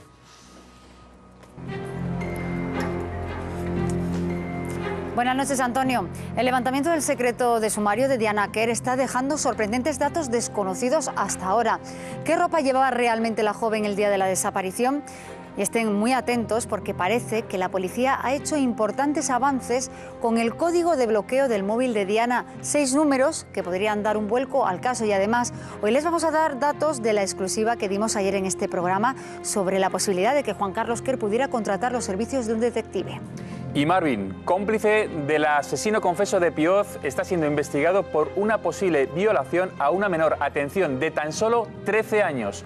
Acusación que se sumaría a su posible participación en los escalofriantes asesinatos y posterior descuartizamientos de la familia de Guadalajara. Pues estos son solo algunos de los temas que vamos a tratar esta noche. Ya saben que hay muchas formas de contar las cosas y la nuestra, como siempre, estar detrás de la verdad. Enseguida volvemos, Antonio. Gracias, Patricia. Antes de cerrar nuestro barómetro, Vean esto. Bueno, pues mañana le vamos a hablar de Misiva hasta el terror. Un informe interesantísimo que se ha presentado esta tarde en Madrid con más de 10.000 extorsionados por ETA que han recopilado investigadores de la Universidad de Deusto, y hablaremos precisamente con la coordinadora de este interesantísimo estudio, Izaskun Sáez de la Fuente, socióloga bilbaína. Hablaremos con ella sobre este asunto y también algunos de los comentarios, opiniones, testimonios que hoy han tenido a bien publicar, y hablando directamente con Carlos Herrera en su programa La Hora de los Fósforos en la COPE, de algunas de esas personas o familiares de los extorsionados durante los años de plomo por la banda terrorista ETA. Interesante estudio que mañana comentaremos, insisto, con Izaskun Sáez de la Fuente. También vamos a agradecer desde aquí, hombre, nos estaban viendo en Estepona, ¿puede ser? Así es. Javier de Hoyos. Voy a enseñarte la fotografía, ver, Antonio. Alguien nos enviaba esta foto, mira. Eso es. Mira que bien acompañado estaba un servidor a través de la... Bueno, ahí está un servidor en la pantalla, pero bueno, lo importante es lo que viene ahora. Vamos a ver ahora lo que viene. A ver. Tensión. Aquí lo tenemos. Ahí lo tiene usted, mire usted. Qué bien acompañado estaba uno. El restaurante, el típico andaluz de Estepona. Eso nos tenían puestos en la televisión. Mira qué perniles. ¡Ay, qué hambre!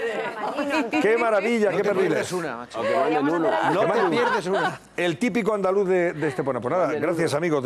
Eso ha sido un cliente que pasó por ahí y dice, mire, usted le están viendo aquí. Pues nada, la próxima vez que nos mande la paletilla, además de la foto. ¿Cómo ha cerrado el barómetro, Javier? Pues, Antonio, un 71% de nuestros espectadores considera que hay una ofensiva política para derribar a Mariano Rajoy. Pues así lo dejamos. Gracias, Jaime. Bueno, Javier de Hoyos, por supuesto. Jaime González Quetigaraz, que siga usted con su estado de buena esperanza también y tan feliz.